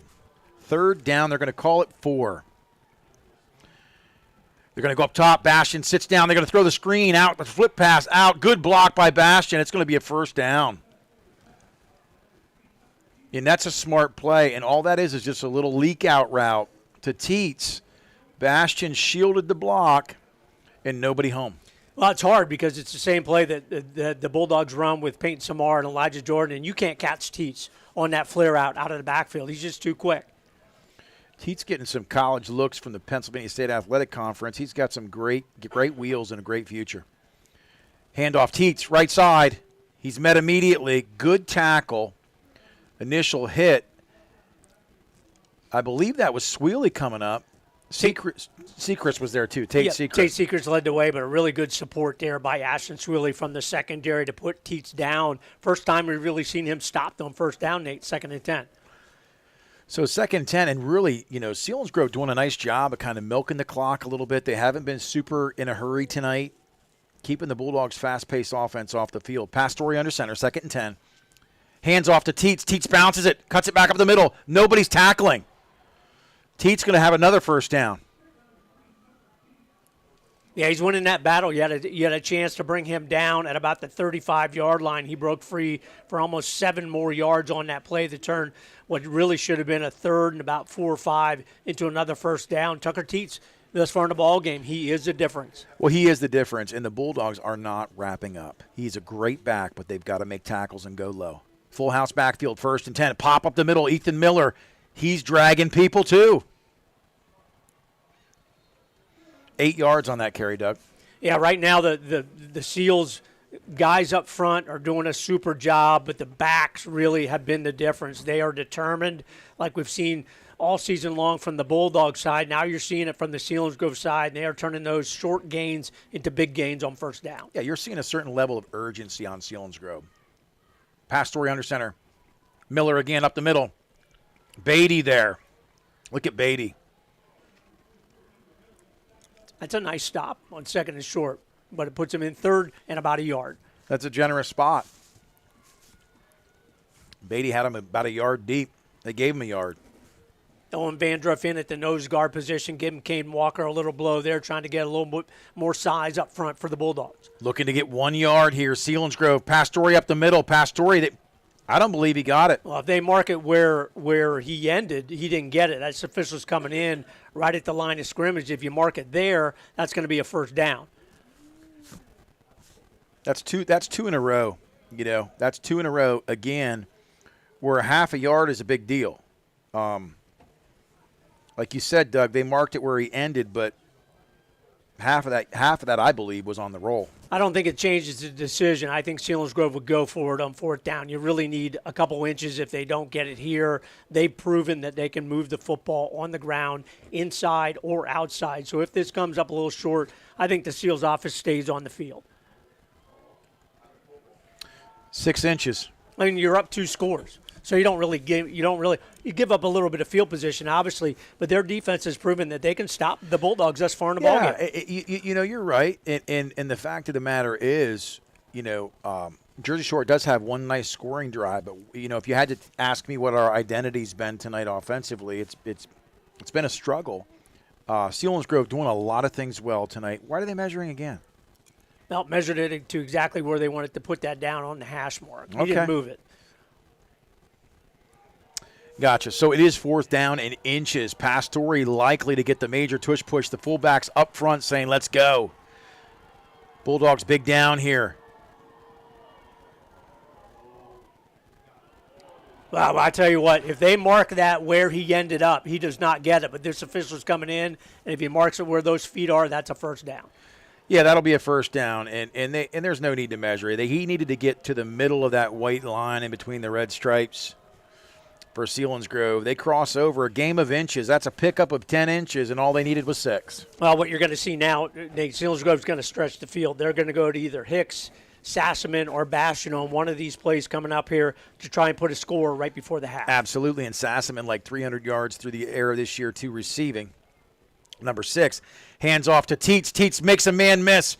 Good tackle by Tate Sechrist.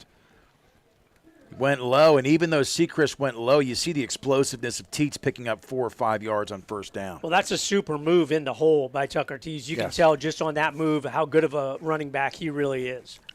Yeah, he bounced. You just saw the bounce in his step, cat-like, through that hole. 2nd down and 6. Pastore under center. Going to go to the flats on the slant route. Bastion thrown down immediately by Evan Snyder, but not until he picks up a first down. The chain gang is being motion. You talked about it, Doug.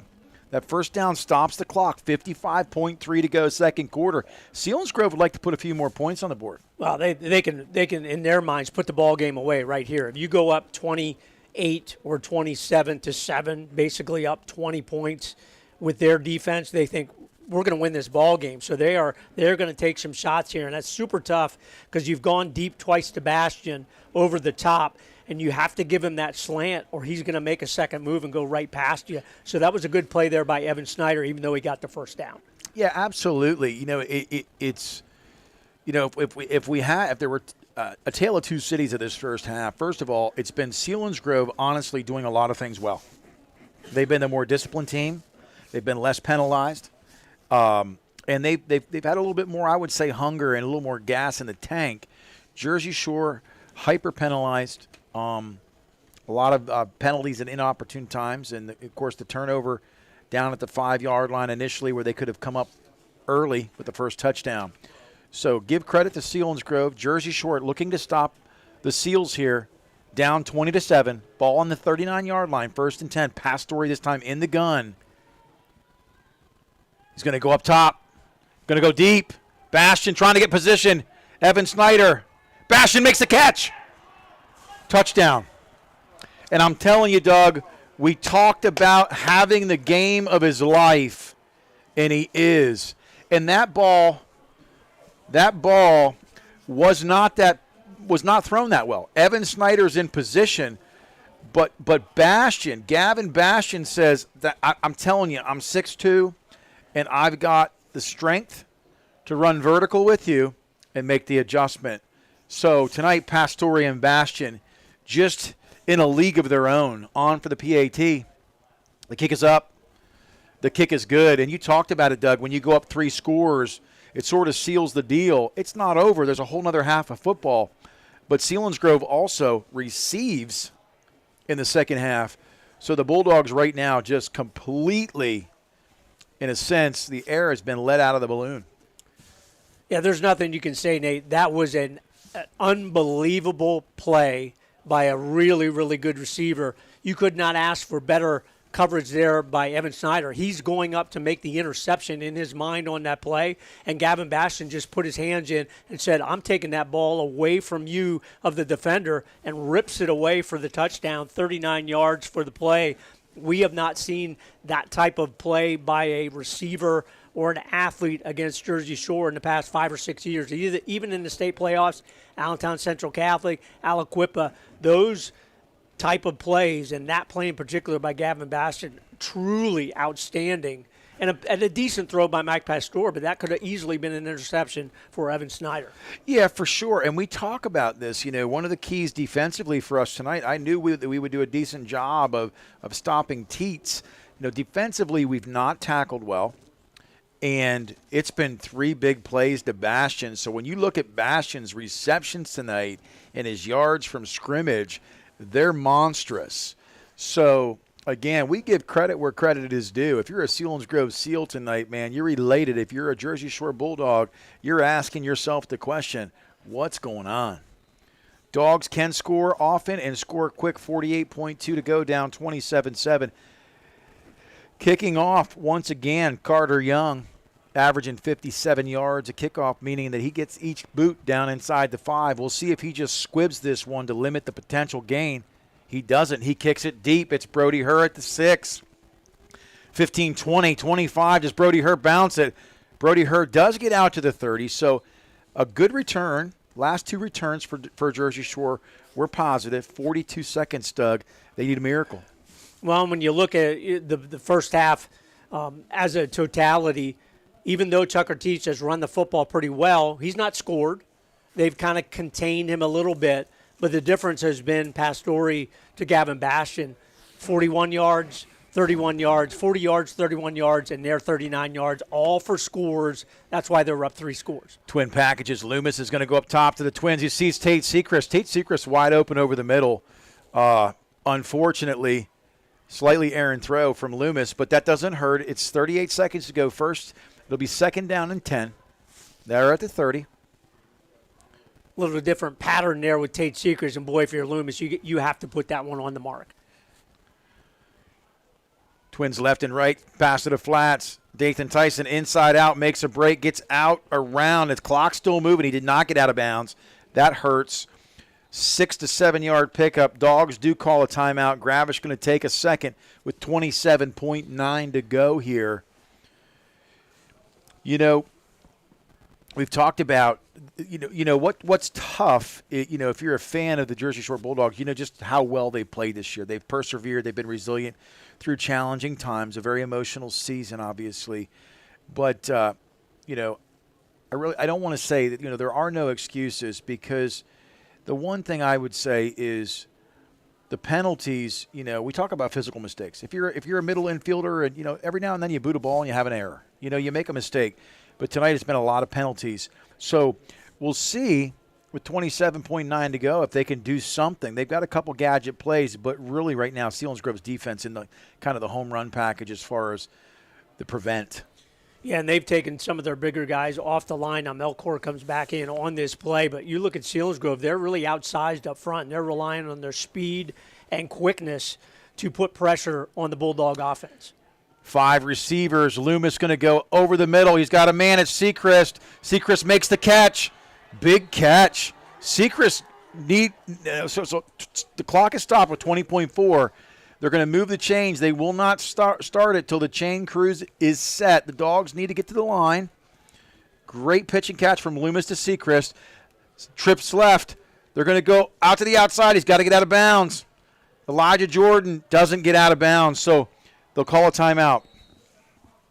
That's a tremendous catch there by Tate Sechrist, because the defender saw that when it floated a little bit on Loomis. It was on the mark, but just a little bit slow getting there. But, boy, Tate Sechrist took that right away from the defender. The completion to Elijah Jordan, he gets it down. You're close. You're at the 26-yard line. You have 8.2 seconds. You really probably only have time for one more pass play. I think you go to the end zone and take a chance maybe for a pass interference penalty. You got to stretch the field here, try and take a chance and get a score right before the half. Well, you talk about a big play by Sechrist there over the middle. They obviously see some things with Selinsgrove where they can take an advantage and exploit that middle a little bit. Good throw by Loomis. It hung in the air a little longer. Sechrist makes the adjustment. But we talk about an athlete on an athlete. There was Bastian playing center field, who has 3 touchdowns for Selinsgrove tonight, but Sechrist comes up with that grab. 2nd and 2, 8.2 seconds to go. They do have one. No, they don't have any timeouts now, Doug. So they've got a quad package to the right. 4 receivers. And like you said, if Loomis can buy the time, does he get it to the end zone? He throws it short. Picked off. Tucker Teets with the interception. So that is the half. The score is 27-7 Selinsgrove. The Dogs are down. We're going to pause for commercial. You're listening to Jersey Shore High School football on the Bear Country Sports Network. Get ready to hit the road with these great trips from Susquehanna Trailways. November 23rd, the Macy's Thanksgiving Day Parade. 2 events, November 25th, New York City Free Day, and a trip to Atlantic City. January 9th, Tioga Downs Casino, and January 10th, the Pennsylvania Farm Show. Christmas is coming. Susquehanna Trailways gift cards are available. Make sure you're on the mailing list. Update your mailing address. 2024 tour books will be mailed in late December. Check the Susquehanna Trailways Facebook page and website for more information. It seems like the cost of everything is on the rise. But Erie Insurance can help make sure your auto insurance premium isn't one of them. Avoid rate increases with Erie Rate Lock. Even if you have a claim, your rates won't go up until you change your car, driver, or address. Your local Erie agent is Brigandy, Gleghorn, and Hafley. Get a quote today. Erie Rate Lock is not available in all states. Other conditions and limitations at erieinsurance.com. Go to erieinsurance.com for company licensure and product details. On your way from here to there, make it the Oval Country Store on Middle Road in Oval, part of the beautiful Nippenose Valley. Oval Country Store, snacks, candy, foodstuffs, the best sandwiches you'll find, fresh made for you. Eat in or take out. 570-745-7777. Gas up. Grab the food and drinks you need to get through the weekend on the way from here to there. Oval Country Store, Middle Road, Oval, just off of Route 44. The folks at Oval Country Store say, go Bulldogs! Save on stuff you really need and stuff you bought for fun. Stuff you've always really wanted this holiday at Amazon. Stuff that is discounted if you're naughty or you're nice. Stuff to buy your grandma who drinks her Chardonnay with ice. Stuff to make you big and strong. Stuff we can't name in this song. Stuff for lawns and decking halls. Save big on stuff at Amazon. Stuff. It seems like there's an automotive parts store on every corner, and they all probably have the part or product you need. But do they know what you need? And do they know they have it? For automotive parts and knowledge, come to the automotive parts store that has automotive experience, Napa Auto Parts. The staff at Napa Auto Parts has the experience to answer your questions and make sure you get what you need. Napa Auto Parts, Hogan Boulevard, Mill Hall, and Bridge Street, Jersey Shore. Napa Auto Parts, Central PA's trusted source for automotive parts and knowledge for generations. Life moves pretty fast, and so does technology. So we should be proud that after over 40 years, Reese's Print Shop in Lock Haven still provides excellent work for everyone in Bear Country. So many other print shops have closed their doors, but Randy Reese still offers digital and offset printing at competitive prices, and they're fast. Reese's Print Shop, 7 East Main Street, Lock Haven. Stop in, email randy@reesesprintshop.com or call 570-748-6528. Reese's Print Shop. See what we can do for you or your company. You can't beat the view. Food's great too. Antlers on the Water in Williamsport serves lunch and dinner in a relaxed atmosphere. Order from a full menu including steak, fish, chicken, and Italian specialties, pizza and stromboli, sandwiches, burgers, and wings, all cooked to order. Eat inside or watch the river go by from the outdoor deck. Enjoy legal beverages and live music weekends. Antlers on the Water, 610 Antlers Lane, Williamsport off the 4th Street exit on Route 220. Open Wednesday through Sunday. Antlers on the Water. Montour Wireless has moved to the TJ Maxx Plaza in Williamsport. Hi, this is Steve Maliza. Come see us at Montour Wireless for cell phone repair and a great selection of cell phone accessories with guaranteed lowest prices on cell phone cases and tempered glass, plus laptops, smartwatches, tablets, and smartphones. And Montour Wireless also has H2O wireless service starting at $20 a month. Want more information about our Xfinity prepaid internet? Stop in and see us at Montour Wireless, 1786 East 3rd Street in the TJ Maxx Plaza, 570-322-1020. The holidays are here, and this area's most unique gifts can be found at Valley Gallery and Gifts in the beautiful Nippenose Valley. The work of dozens of local artists are in stock, ready to be placed on the walls of your friends and loved ones, or buy yourself a gift. Find the Two Davids, new prints from David Siebold, classic works from the late David Armstrong. And you can have your prize framed on site. Take Route 44 south from Jersey Shore, turn right onto Quarry Road, and go 3 miles to Valley Gallery and Gifts. Open every Wednesday through Saturday from 10 till 4. You know that Big Bargain detergent jug is 80% water, right? 80% water? I thought I was getting a better deal because it's so big. If you want a better clean, Tide Pods are only 12% water. The rest is pure, concentrated cleaning ingredients. Ooh, pass me the intercom thingy. Attention shoppers. If you want a real deal, try Tide Pods. Don't pay for water. Pay for clean. If it's got to be clean, it's got to be Tide Pods. Water content based on the leading bargain liquid detergent. For a great time, make it Bald Bird's Brewing Company in Jersey Shore.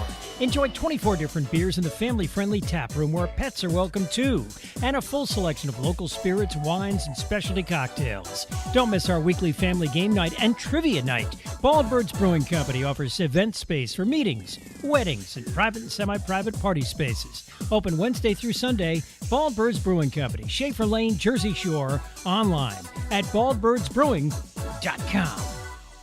There's still an Agway in your local area. X-Agway in Jersey Shore. They have been supplying the community for years. X-Agway, everything you'll need to win the seasonal fight, whether it's fertilizer and lime for lawn and garden season, or rock salt and ice melt for the winter weather. Right now, it's time to set your food plots and grab wood pellets from X-Agway.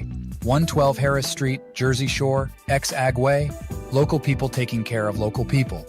570-398-2770. Bear Country, 99.9 FM. Nate Carpenter, Doug Byerly back. It's halftime here at Selinsgrove. And the fact of the matter is the Seals have dominated. But before we get to the first half breakdown, Doug, let's talk about our sponsors. And the fact of the matter is we had so many people really step up this week just to bring you the video. Yep, want to give thank you to those specific sponsors who contributed the funds to make sure this game will be available on video through YouTube: Susquehanna Trailways, P&P Plumbing, Plazinski's Tree and Crane Service, and Subway in Jersey Shore. And then our sponsors all season long, thanks to Steve and Alicia Wadsworth of Lock Haven, River Valley Internet. Kickoff's brought to you by Joe's Equipment, the out-of-town scoreboard, which we'll get to in the next segment, brought to you by Ty Dot Embroidery on Charles Street in Jersey Shore. And then the player of the game, which will be tough to pick here in this ball game on the Jersey Shore side up to this point in the ball game, brought to you by Mountaintop and Provisions in the beautiful Pine Creek Valley. Great venue, great food, great entertainment. Our player of the game brought to you by Mountaintop and Provisions. But again, thank you to all those sponsors who contribute those funds to allow us to bring you the video on YouTube tonight. Yeah, for sure. And, it was the first half dominated offensively by the Seals. They did a lot of great things on the ground. Jersey Shore struggled to make tackles. And Selinsgrove had 3 big plays. And you talk about checking down. Obviously, there's not much to check down to when you have 1, maybe 2 receivers in those formations when Selinsgrove's running 3 backs in the backfield. But Bastion having a huge night, looking like a man among boys at receiver, just a large, strong receiver, and just a great night. And he's exploited both sides of the field. You want to go through the breakdown, Doug? Yeah, we'll go through the scoring breakdown. And Jersey Shore pretty much controlled on the offensive side, 5 punts in that first half. The Seals defense really has been great all season long, and they were outstanding there in the first half. Looked like the Bulldogs would have a chance for an early score. Fumble caused by Tate Sechrist, recovered by Preston Beatty, pretty deep in Seals territory, but then the Bulldogs turned it over themselves with a fumble at around the 5-yard line. And then the Seals went to work. Long pass, 40 yards, Pastor to Bastion. That's going to be a repeated unpleasant theme for the Bulldog Nation here tonight. The Carter Young PAT was good, and the Seals led 7-0. Seals come right back after another Bulldog punt, 31 yards. Bastion to Pastor on just an absolute great throw and a tremendous catch right at the front corner of the end zone with just a little bit left in the first quarter. The Seals led 14-0. The Bulldogs did come back and add to that score with a Tate Sechrist 4-yard run. 2 really nice catches there on that drive by Ashton Swaley, and a nice catch and run by Dathan Tyson set that one up. So it looked like the Bulldogs were back in the ball game fairly early in that second quarter, but the Seals came right back, drove it down on a couple runs. Big run by Ethan Snyder, but boy, the big play on that was a 15-yard personal foul penalty, out-of-bounds tackle, and that ended up with a 1-yard quarterback sneak by Pastor. The kick was no good, and the Seals extended their lead again to 20-7, and then a little bit of a dagger there right before the first half ended. Just an unbelievable catch by Bastion. Took it away from the defender. 39 yards for the touchdown. Carter Young added the PAT. And The Seals extended that lead, the biggest deficit that the Bulldogs have faced in really several seasons. They are down 20 points at the half, 27-7. The Seals up big on the Bulldogs here at the break. Yeah, for sure. And when we talk about, exploiting the Bulldogs, all season long the Bulldogs have stopped the run. The first game, the first time these two teams matched up here in Week 3, Teets was held to minimal ground gain, 50 yards that game roughly. And tonight, he's had his way on the ground, which then again opens up the passing game. Jersey Shore has to stop the run. They step up in the box, and then it's one-on-one ISO in the flats. And what happens is your corners are on an island. We've seen corners on an island this year, but not necessarily up against the caliber of receiver in Bastion at roughly 6'2", 205. And let's face it, those balls tonight, those jump balls, Selinsgrove's won, and it comes down sometimes to 2 or 3 big plays, and they've made all the plays tonight where Jersey Shore has left a lot of plays on the field. So it is what it is. That's how we got here. You got some time of possession, Doug, and Yep, so in the first half, the Seals do lead in time of possession, 13-18 to 10-42 for Jersey Shore. On the flip side, the Bulldogs have actually run more plays, but obviously they've only been able to put one score on the board. Jersey Shore has run 45 plays to the Seals 41. Again, thanks to Jim Carpenter for passing those along to us, and thanks to Chris Davis for the stats. Not a whole lot, obviously, on the offensive side for the Bulldogs. Elijah Jordan, 2 carries for -1 yards. Tate Secrets, 8 carries for only 18, but he does have the 1 4-yard touchdown run. Jaron Loomis, 4 carries for 24.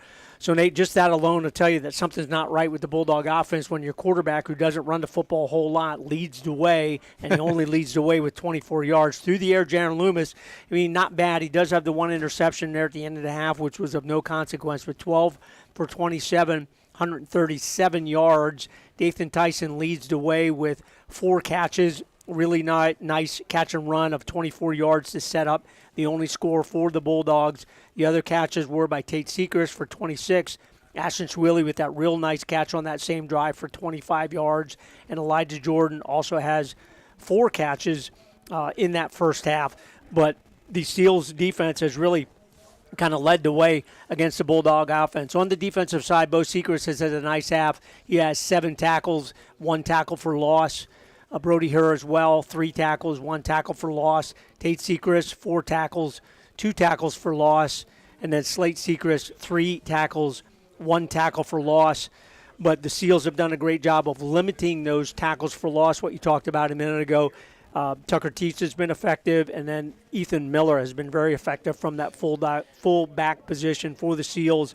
So Bulldogs are going to have to find a way, make those adjustments like the Seals did in the first game, see if they can come back here early in the third quarter. That's a wrap for now. We'll be back after this. Second half shortly underway. You're listening to Jersey Shore High School football on the Bear Country Sports Network. For a great time, make it Bald Birds Brewing Company in Jersey Shore. Enjoy 24 different beers in the family-friendly tap room where pets are welcome too, and a full selection of local spirits, wines, and specialty cocktails. Don't miss our weekly family game night and trivia night. Bald Birds Brewing Company offers event space for meetings, weddings, and private and semi-private party spaces. Open Wednesday through Sunday. Bald Birds Brewing Company, Schaefer Lane, Jersey Shore. Online at baldbirdsbrewing.com. Your local area insurance agency is McMahon, Ferguson & Associates. They handle your home, auto, commercial, and life insurance needs. And Ferguson. Immediate handoff. Not going down easy. Boy, that was a pop at the big yards after the initial contact once again for a pickup of 4. So Selinsgrove responds. Boy, 3rd and 17. They turn it over on the screen pass. Big first down. South Williamsport leads Canton 18-7. Muncie 15-0. Over Northwest. That one a little bit closer than you would think. Bald Eagle area leading in the second half, in the half against Forest Hills 13-7. And Juniata, a good game against Du Bois, leads 22-14. And Coach Hale got a score, Aliquippa 25-7 over Greater Latrobe in the 4A playoffs in the West. The live stream's frozen. Yeah, no, I had to change. Okay. So anyway, sorry about the technical difficulties at home there, folks. Fortunately, it came at a time when we have a little bit of a break here and window of opportunity. Again, thank you so much for all the sponsors this year. Just hats off for the gratitude, generosity of those back in the Jersey Shore vicinity. Businesses, families. Without you, none of this is possible. So the Jersey Shore, I'll tell you what, if there's ever been a need for resurrection and a coming to life experience, it's with 8:22 to go here in the third quarter, down 30-7. Yes, you heard that right. This Selinsgrove team hasn't skipped a beat tonight. Kicking off, Carter Young. Brody Hurlitz has hit the turf. Picks it up, bounces to the outside. Oh, and he's upended. Big hit by number 26 on that play. Little Cirque du Soleil. That tackle's made by Devon Mitchell. It looked like Herr was a little bit fooled on that. He kind of started to come up and then stopped and then definitely misplayed that, so not great field position. That's been a reoccurring theme as well. Bulldogs take over from inside their own 20-yard line about the 14. Marked it on the 18. Seacrest and Jordan in the backfield. Handoff to Elijah Jordan. He is just stoned deep in the backfield. Yard deep, gets back to roughly close to the line of scrimmage. You're going to lose a half yard to a yard on that first down. Ethan Miller leading the way. This Selinsgrove defense, they are very, very impressive. Athletic, strong, and very fast. Loomis goes to the flats. It's a fake and go. Loomis goes back across and throws this one out of bounds. That's going to be a closest receiver, probably 10 yards away. Sweely was in the territory, but we threw it way out of bounds. Well, I think, too, it didn't get back to the line of scrimmage. Oh, that's you called me on that last week, and that's the reason. You know, he can airmail the receiver, but it did not get back to the line. Loomis doesn't take the sack, but doesn't make the best decision. Unfortunately for the Dogs, that's going to be a penalty and – oh, no, it's a personal foul. They're going to – wow. Okay. So forgive us at home. Flag came late, so Loomis did the right thing. They're going to say it did get back to the line of scrimmage, which I question, but that there was a hit after the throw. So that gives the Bulldogs a huge automatic first down.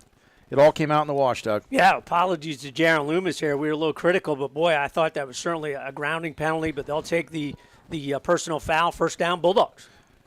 Right to left goes Sweely. Fake jet sweep. Tate Seacrest bounce up the middle. He's got a little bit of a hole. Stiff arms a man. Gets out over the 40, and that's the Bulldog way there. Really, his most productive run, only 8 carries for 18 yards in the first half, so you really have to give kudos to the Seals defense. They have set down what has been a 300-plus yard rushing offense for Jersey Shore. 2nd and 2. Seacrest, counter, cuts back, makes a man miss, gets to the outside, cuts back up the middle, stiff arms a man, down the sideline. He's 40. Down inside the 40. Tate Seacrest did all that in a bag of chips on his own. Super moves there in the hole to spring free. Big first down. Bulldogs looking to keep this drive alive, get a score on the board. 1st and 10. Pass to the flats. Screen pass. Pickup of about 5 on the first down. They're going to call it 4. They're really trying to move fast. Every second right now is crucial, even though it's the third quarter because they're down 4 scores. First time Shore really has had a chance to get into the fast car offense. Loomis hands off to Seacrest. Seacrest does bounce to the outside. Gets crossed the 30-yard line. They're going to call a first down, which is good. Stops the clock. Should stop the clock and move the chains. Are they going to motion him forward? Really have to be impressed, though. Selinsgrove, they tackle very well, really going low against Tate Seacrest on almost every play. Pass to the flats. Good block. Springs them. Just enough for the first down. That will move the chains on 3rd down. Loomis throws a dart to the flats. Just enough. Working well together there. Love to see a second move on that play that's been so successful. Love to see Dathan Tyson go down the field as well. Well, they have a push route, and it's time for that, Doug. Good call. There it is. There's a holding. Dathan Tyson made an excellent adjustment. That's the second time tonight he's made a great play. The first he didn't get credit for, Doug. Yeah, you have to give credit also to the Selinsgrove Seals defensive backs. They are very, very good, led by Caleb Hicks, the coach's son. They really cover up very, very well, and what they're doing is they're to go to the second look, the third look, and at the high school level, folks, that's not usual. You throw to the first guy open. He's open, you throw it to him, and the Seals are not allowing Jaron Loomis and this Bulldog offense to do that. But the holding penalty there is going to indicate those last couple good plays, going to set the Bulldogs back some yardage. Well, and that's good insight. We talked about that, Doug. You know, everybody likes to go primary when you're trying to move fast. And Selinsgrove said, we're going to take away your primary. Checkmate. You got to go to second or third. It's going to be 1st and 20 now on the holding penalty. Left to right goes Elijah Jordan. Loomis rolls slightly right. He's got some time. He goes deep, but it's underthrown. Is it caught? It is caught. It is a touchdown. They're going to mark him down? Wow, right at the half-yard line. Peyton Samar, good throw there. Jaron Loomis sets up the Bulldogs here. 5:55 to go, looking to score. Loomis looked good on that pass play. 1 yard line, up the middle, Tate Secrest into the goal. Across the goal line, it's a touchdown. Hands go vertical. So we talk about it, Doug. What they really have to do right now is find a way to dial up a stop defensively. But let's not get ahead of ourselves. Loomis does, Doug, go to the check down. He finally goes to the second, third there, tertiary receiver, and is able to complete the deep ball, which has been open a lot tonight. Great pass by Loomis. Hold is down. It was delayed. It's no good.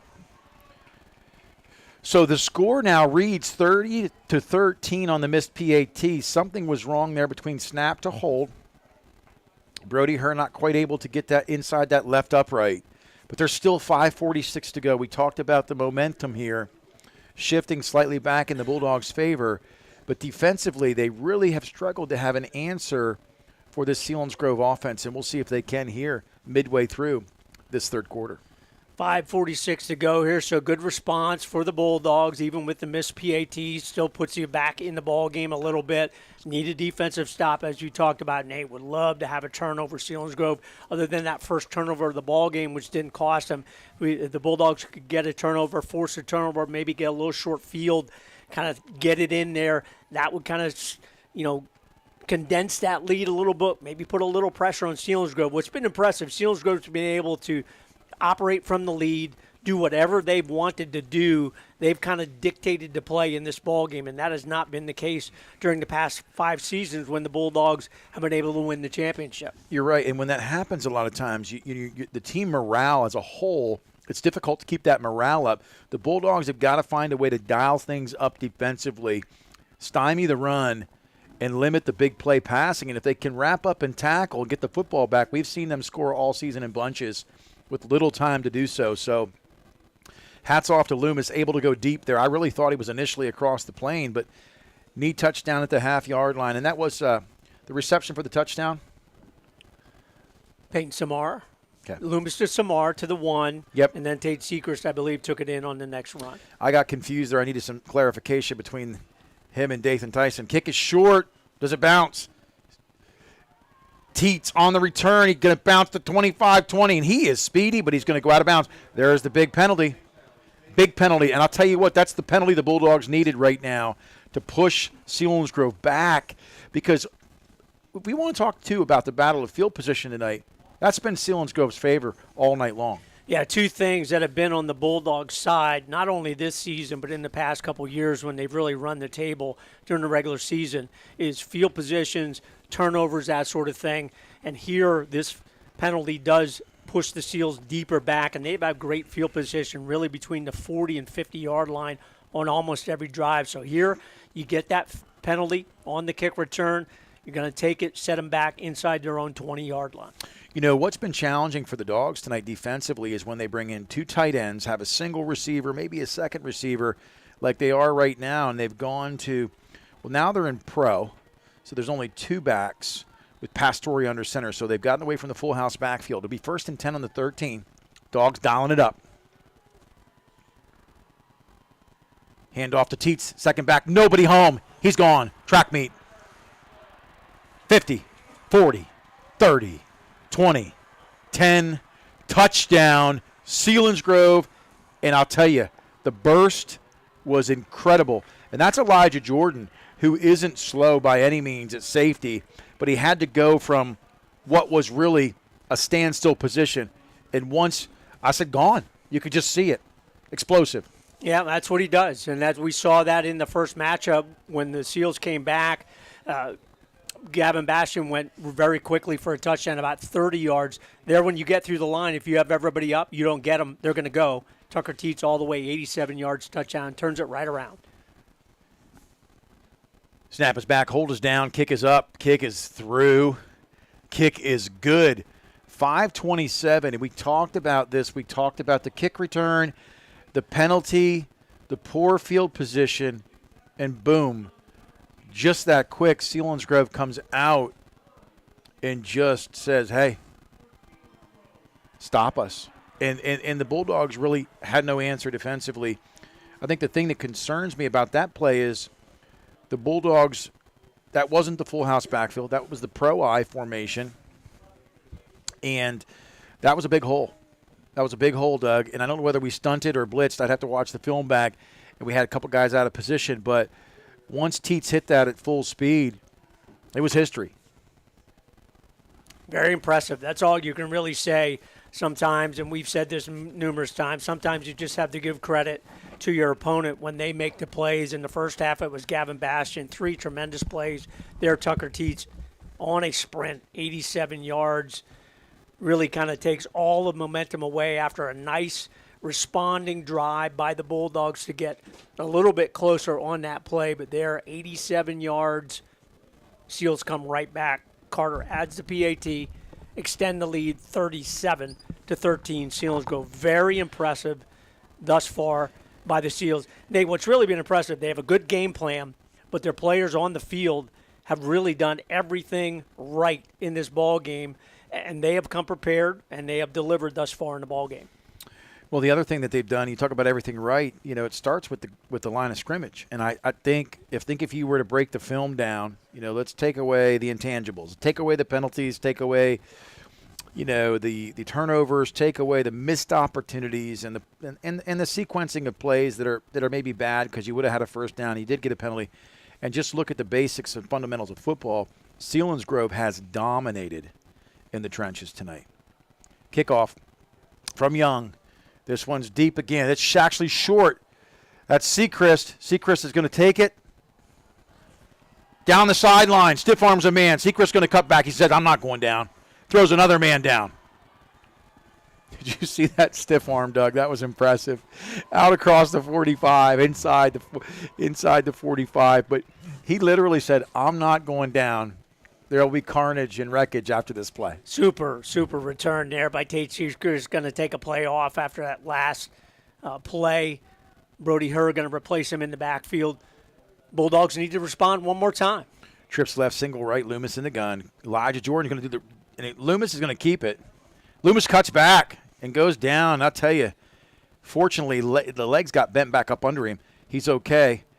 We're going to give him a gain of about 5 on that play. So second down and a long 5. Good read by Loomis on that run. Pass to the flats. Makes a man miss. It looks like Samar, I believe, across the 35, down around the 34. Just shy of the first down. Nice pitch and catch there, Loomis to Samar. They want to go fast. They have to go fast, and it's amazing to think that 14 points were scored within the last 2.5 minutes.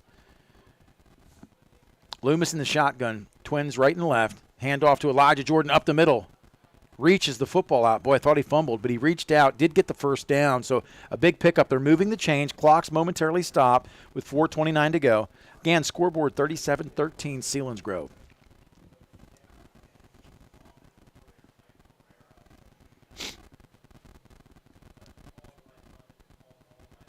Gravish signaling the plays in. Again, 1st and 10. Loomis looks to the sideline. It's going to be Loomis is going to roll. He says, run. Loomis makes a fake. Oh, beautiful pass to Whitman. Loomis bought time. Give Loomis credit. Loomis bought the time that he had. It was beautiful. Speechless for a moment. That ball seemed to hang in the air for forever, but it was perfectly thrown. Great touch on the football. Whitman makes a great catch. And, wow, Doug. I said with 7:37 to go, the Bulldogs were doing some things, and here we're still sitting at 4:02. 21 points have been scored in the last few minutes. So the offenses have taken over. Super play there by Jaron Loomis. Patient, waiting for Peyton Whitman to come open, delivers for the score. Loomis is going to keep it, looking for 2 points. He does pitch it. Tate Sechrist going to lower the boom. He's not going to get in. Good defense. They went with the option. Very difficult when it's strung out like that. And Loomis, they had a hat on Loomis, and Tate Sechrist able to get a yard but not able to get inside the pylon. So scoreboard reads 37-19, 4:02 to go. It is the third quarter. 3 timeouts remaining for each team. We've gone from a defensive game, Doug, to an offensive shootout. Lots of scoring in the last couple plays. Big plays on the offensive side for the Bulldogs through the air. First it's Samar to set up the last short touchdown run. They're a great play. Loomis kind of directing the offense. Peyton Whitman with a nice reception for the score. And in between all of that, Tucker Dietz, 87 yards, 1 play for the Seals to respond. But the Bulldogs inch a little closer, just continue to need that defense to come up big. And again, the Seals just haven't been willing to cooperate with a turnover or something to give life to the Bulldog D. You know, Doug, we talked about, Tietz's recruiting tonight. Just give a shout out to some of the things that we saw even posted earlier in the year and his respect for Max Engel. So some shots on Facebook with the orange socks and Max written in the number 4. So Tucker Tietz, man, we all grow up and you get to a season in your life where you let your game speak for itself. And I just want to give you a shout out tonight. Just mad respect across the board. When you're having a monster game with that last carry. Bashan doing a lot of damage through the air tonight. But the Bulldogs just scored. 37-19. It's a squib kick. Tietz picks it up. Tietz at the 30, 35. He's wheels outside across nearly to midfield. Popped out of bounds by Elijah Jordan. But let's go back to his last run, Doug, where he took that to the house. He was extremely fast. Yeah. I mean, it was impressive. I did a lot of LHU games. People say, oh, LHU. Well, LHU's going to – if they win tomorrow, it's one of the winningest seasons in, forever. So, Lock Haven University football on the map this year with more wins than losses. And you go and you watch that caliber of football. You see a lot of NFL guys. You see a lot of guys going to the next level. But the PSAC conference, you've got some studs. And I'll tell you what, we talk about his recruiting within that conference. He had jet propulsion on that last big touchdown. No, he can play at that Division II level for sure. Under center, Pastore. Hands off to Tietz. Tietz, again, quick, but good tackle on that play. Brody Herr had some hands in on that along with Tate Sechrist. And usually when those two come to the football, it's a difficult day for running backs. Well, you mentioned the LSU game tomorrow at 1 o'clock. Tune in to Bear Country 99.9 FM. Listen to Nick Severini. If the Bald Eagles win, they have a chance to be 6-5, winning season for the first time since 1981. 2nd and 9, Pro I. Tietz gets the rock again. Tietz is hard to bring down. They got to wrap. Finally get enough guys on top of him. The weight becomes a measure, and down goes Tietz, but not until Tietz picks up another couple yards. It's going to bring up a 3rd down and roughly 4. No, they're moving it now. We'll call it third and a short 4. Not so sure if this is 4-down territory. It'd be interesting to see. Bashan split out left. Pro I formation. They're going to try to hard count. Long hard count. They're going to look to the slant. Batted down. This has been the year of batted balls, Doug. Well, last week, the Bulldogs were able to bat down 10 passes against the Milton Black Panthers. They're the first one in this ball game, but a very timely one. I'm going to bring on Carter Young for only his 2nd punt of this ball game. Really, really need these guys to field this punt on this pace. Wheely and Elijah Jordan deep for the Bulldogs. The last thing they need to see is a sneak inside the 5. And so Young does a great job of also angling his kicks. It is 4th and 4. He's going to punt this one away. It's high. It's end over end. He's not going to fair catch it. 20-yard line. Good job by Ashton Sweely on that play to make sure that did not hit the turf. These artificial surfaces tend to roll out, and football would have been deep inside Jersey Shore territory, but fortunately for Sweely, he's gutsy. He doesn't even make the fair catch signal. He wanted a return on that one. It's going to be 1st and 10 for the Bulldogs. Last couple possessions, they've looked sharp. They finally get a stop on defense. 2 minutes, 36 seconds to go. Loomis in the shotgun, trips left, twins right. Immediate pass to the flats. Dathan Tyson gets a block. Dathan Tyson makes a man miss. Great defense, though, by Selinsgrove. With all that going on, still limit to a 2 to 3 yard pickup. So I want to make a correction, and I apologize for that. So the touchdown pass was actually to Dathan Tyson. I thought it was Peyton Whitman. It was not. Tyson on the score last time out. Tate Sechrist up the middle. Nobody home. Stiff arms a guy. Good tackle, though. Tate Sechrist goes down with a solo tackle. That's number 2, Ryan Gavison. Really impressed with the Seals defense, how they tackle one-on-one in this ball game. In the gun, trips right. Sechrist bounces it immediately. Drug down from behind. Not until he gets the first down. Chains are going to move. Clock's going to stop. 1:47 to go. The Bulldogs need another score and in quick fashion. Loomis in the gun. Throws immediately to the flats. Does he get a block? He cut in. Pitch and catch, a pickup of minimal yards on that. They're going to call it 1 to 2. Going to bring up 2nd down and 9. Really good response there by the D-backs of Selinsgrove. Very, very quick to the football to hold that to a short gain. Loomis in the gun. He's rolling right. Nobody there. Lots of time. No hold. They're going to go up deep. Loomis makes a man miss. He's going to chuck this one deep, wide open. Keep running. Sweely was open. Loomis said go. And it was one of those moments where receiver and quarterback, just for a second, and it's to no fault of anybody, do I sit down, do I go? And Loomis gave him the motion. That was nearly, it's 10, 20, 30, 40. That was 50 yards in the air. Yeah, Swilly just kind of got a little unbalanced there when he was trying to turn to make the play, kind of lost his footing, not able to come up with a big catch. So 50 yards by Loomis. Movement, that's going to back up. So 3rd down and 9 is going to become 3rd down and 14. And let's go back to that play for a second, Doug. I was really impressed, though. Loomis avoids the sack. Not a lot of pressure. Of course, there doesn't need to be. They're up big.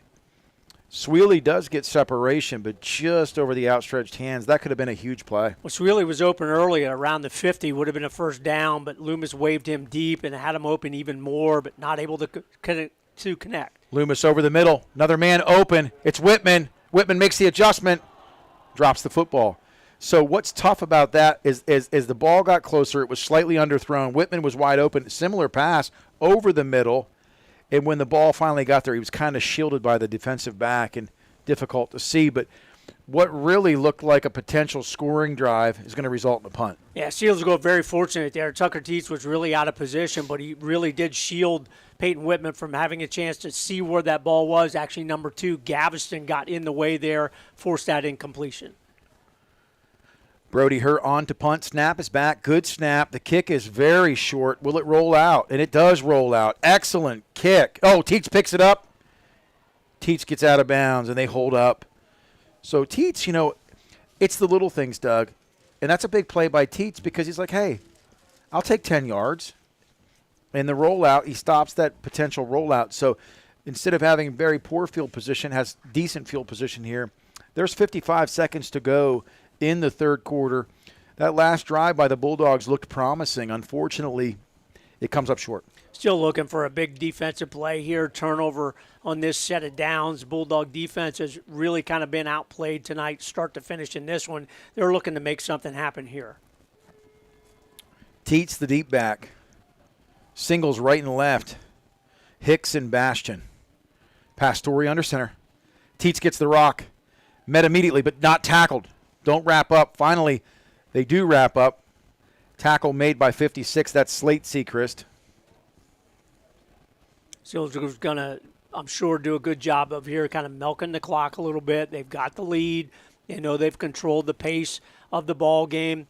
Veteran quarterback here, Bastion, going to get this play clock down as low as he can before they snap it away.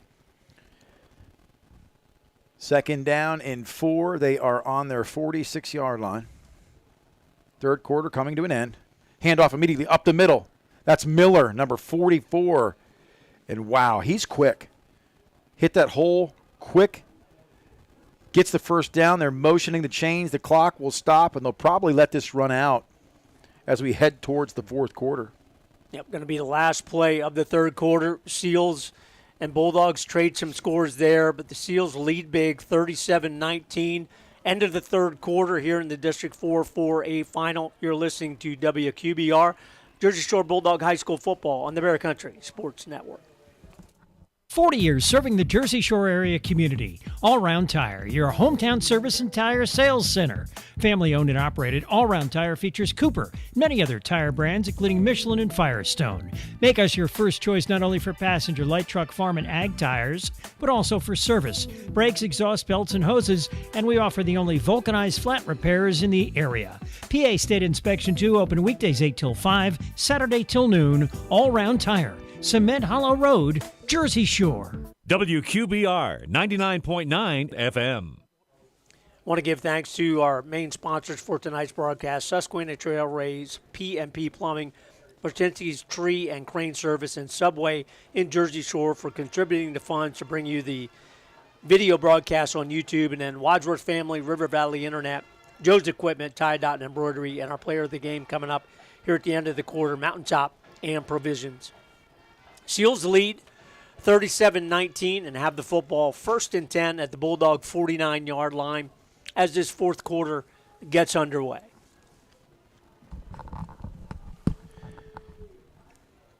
Pastore under center. This is the pro I. Balance with singles. I formation. It's been Miller time up front tonight at fullback. Teets the deep back. 1st and 10. Fake it. It's the counter. Miller up the middle. Makes a man miss. Stiff arms another man. Big gain. And that might be 10, Doug, on that first down carry. Really have to give credit to the guys up front led by Camden Smith, the center for the Selinsgrove line. They are just very effective. Really have controlled the 5-2 defense for the Bulldogs. First time we've seen that all year up front. They have outplayed those 5 guys up front for the Bulldog defense thus far in the ball game. So it's another first down. Deja vu moment here. Pro I formation. Pastore under center. 11:29 to go. Hands to Teets. Teets up the middle. Nobody home. Down the sideline. He could go. 20. Out of bounds. Inside the 20. You know, Selinsgrove has just had another gear tonight, Doug. Super job. They're taking control up front. You've got 2 very effective running backs. Obviously, Tucker Teets leading the way, but Ethan Miller from that fullback position. He is very quick, hard to bring down as well. So the tables have been turned on the Bulldog defense thus far in this one. Another first down. It seems like 1 carry and 10-plus chunk yards. First down and 10 at the 28-yard line. We're inside the fourth quarter. Pastore under center, pro I formation. Hands off to Teets. Teets doesn't make a man miss. Peyton Samar in on the tackle, number 43. That time decides to go low, and I'm thinking, man, hey, it works. One-on-one tackle, good one there, Peyton Samar. You know, Tucker Teets came into this game averaging over 13 yards a carry, and he's added to that average yards per carry in this ball game.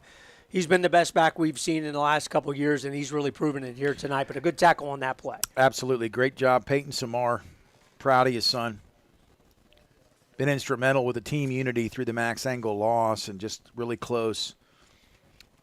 Pastore hands off to Teets again up the middle. Teets not touched until he's to 5 yards. He's inside the 10, down around the 10. And that's, you know, we've noticed this with Teets. You don't want to give him time to accelerate. Yeah, when he accelerates in the hole and gets to full speed very, very quickly, then it doesn't matter where you hit him. He's super hard to bring down. There he drags a couple Bulldog defenders for another first down, sets the Seals up 1st and 10 from the 11. You know, this is, like I said, a tale of 2 completely different games. The week 3 was just a defensive battle. This has just been an offensive onslaught. The Dogs struggling tonight to make stops. Pastore under center, pro I formation. Hands off immediately to Miller.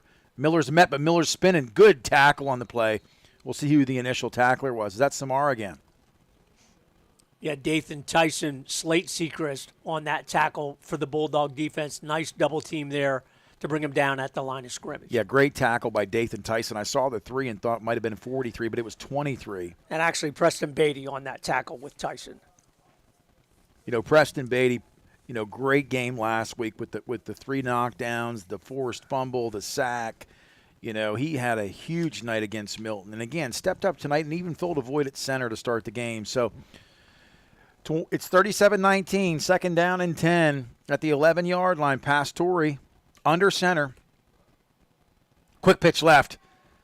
Pushes him back. Tate Sechrist pushed him back inside. But, Tate Sechrist did the right thing. He bounced out, said, you're going to cut this one back, but nobody was home. Nice pickup there. Takes it down to about the 5-yard line. So the Seals can pick up a first down at the 1, but the Bulldogs just looking for a stop here. But Seals just looking to grind this one out, take time off the clock running here, under 9 minutes to go. And the Selinsgrove Seals, you talk about rhythm offensively. They've done a really nice job tonight. They've set their own pace. They got their own metronome, their own pace tonight. Pastore barking out some commands right now. They're in a hurry to go nowhere, but they do have 5 on the play clock. They're either going to call a timeout. Yeah, they get a timeout. Yeah, lost track of time a little bit there. He might have thought he had 15 seconds there instead of 5, but then finally realized it, called the timeout. But 4-down territory, nonetheless, they're not going to kick a field goal here. If they don't get the first down, they're going to try for it on 4th down as well. Doug, let's take a minute here again and just, with gratefulness, with gratitude, with the spirit of generosity this year, let's talk about some of our sponsors, and some of the major contributors tonight that made this game on the road happen with the rising inflation with PIAA and District 4 costs. Yeah, but again, those costs really rise in the playoffs, and you guys really stepped up this week. Susquehanna Trailways, Shore are 4 lead sponsors of the ball game, but the Wadsworth family, River Valley Internet, Joe's Equipment, Tie Dot and Embroidery, and Mountaintop and Provisions, our player of the game sponsor. Again, Joe's Equipment for kickoffs and Tie Dot and Embroidery with the out-of-town scoreboard. Really appreciate that. And all of the sponsors that you see on the YouTube channel as well. Really has been a record number of sponsors for the broadcast all season long, and it is greatly appreciated from all of us here at Bear Country Radio. Absolutely. Thank you, guys, for making this happen.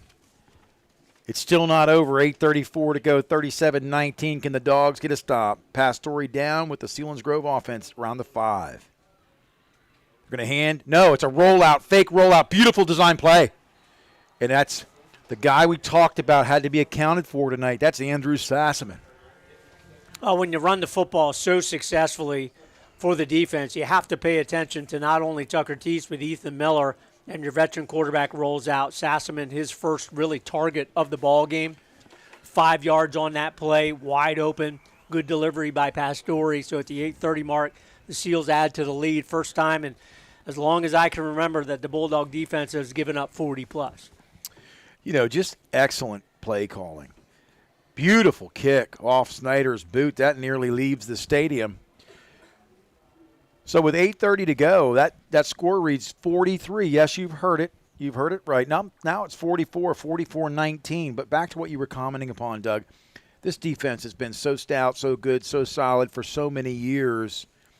Every now and then you have a game that you look back on and say, hey, it wasn't our best Friday night. And that's not taking anything away from Selinsgrove. What I've noticed with Selinsgrove tonight, let's look at their pass plays. Let's take a look at the runs to pass ratio and talk about the 4 or 5 touchdowns that have come from well-designed, well-executed plays where a receiver's made a big play, or just like that, you can't stop the run. So you see the bootleg pass with the play action come back this way to Sassaman. It's just a tough pill to swallow tonight. But, again, the Bulldogs still have an opportunity to save face and put some points on the board. But Selinsgrove really in charge and in the pole position tonight to win their first district championship in a number of years. Well, the Bulldogs have dominated that. We talked about it, 5 straight District 4 4A titles. Many of them have been against Selinsgrove. The only one that was not was against Shamokin a couple years ago. And Selinsgrove felt from the start of this season that they had a team that could make a run to the state title. And I have to tell you, Nate, if they play anywhere close to what they do tonight against any of the teams that they'll see in the playoffs at this point coming up, whether it's Bethlehem Catholic or Allentown Central Catholic, Meadville, Juniata, Aliquippa is the big one out there, of course, they can compete. because for they sure. can stretch the field, and Tucker For sure. Teach can run against anybody. You know, I've seen film with Allentown Central Catholic this year. They're huge. They got some beef up front. But Selinsgrove really is just electric tonight. That's going to go down inside. Oh, it hits and picked up. I don't know how he picked it up, Brody Herr, outside of the 15. But that ball it hit him just like I don't know. It was just like he was there, and it hit his legs, and it was almost like soccer for a moment. And again, he did play soccer, so Brody Herr was two different sports at one time. Very fortunate it didn't go out of bounds because it would have been inside the 5-yard line, so at least a return. They mark him at the 6 driver, a big play, try and get another score on the board. Twins left, Twins right, single back, immediately thrown to the flats. It's the key screen. Outside receiver gets a block, out to the 20, pick up a 5 on first down. Dathan Tyson again. Going to end up with Loomis and Tyson going to have very, very good numbers in this ball game, and that pass play, not only tonight but all season long, has been very, very effective. 2nd and 7, they call it. He's going to throw this one away. So anyway, second down and wasted down, actually, but Loomis chooses to go to the out of bounds rather than throw the pick or risk a loss. Really have to be impressed with the play of the Selinsgrove defensive players. They take away the first look on almost every pass play. Loomis going to go up top. Wide open is Elijah. There he is. Makes the catch, but a good tackle. Good tackle, open field tackle. Normally where you see Elijah maybe makes a man miss and gets down the sideline, immediately tackled on the play by number 22. That tackle's made by Carlos Studer.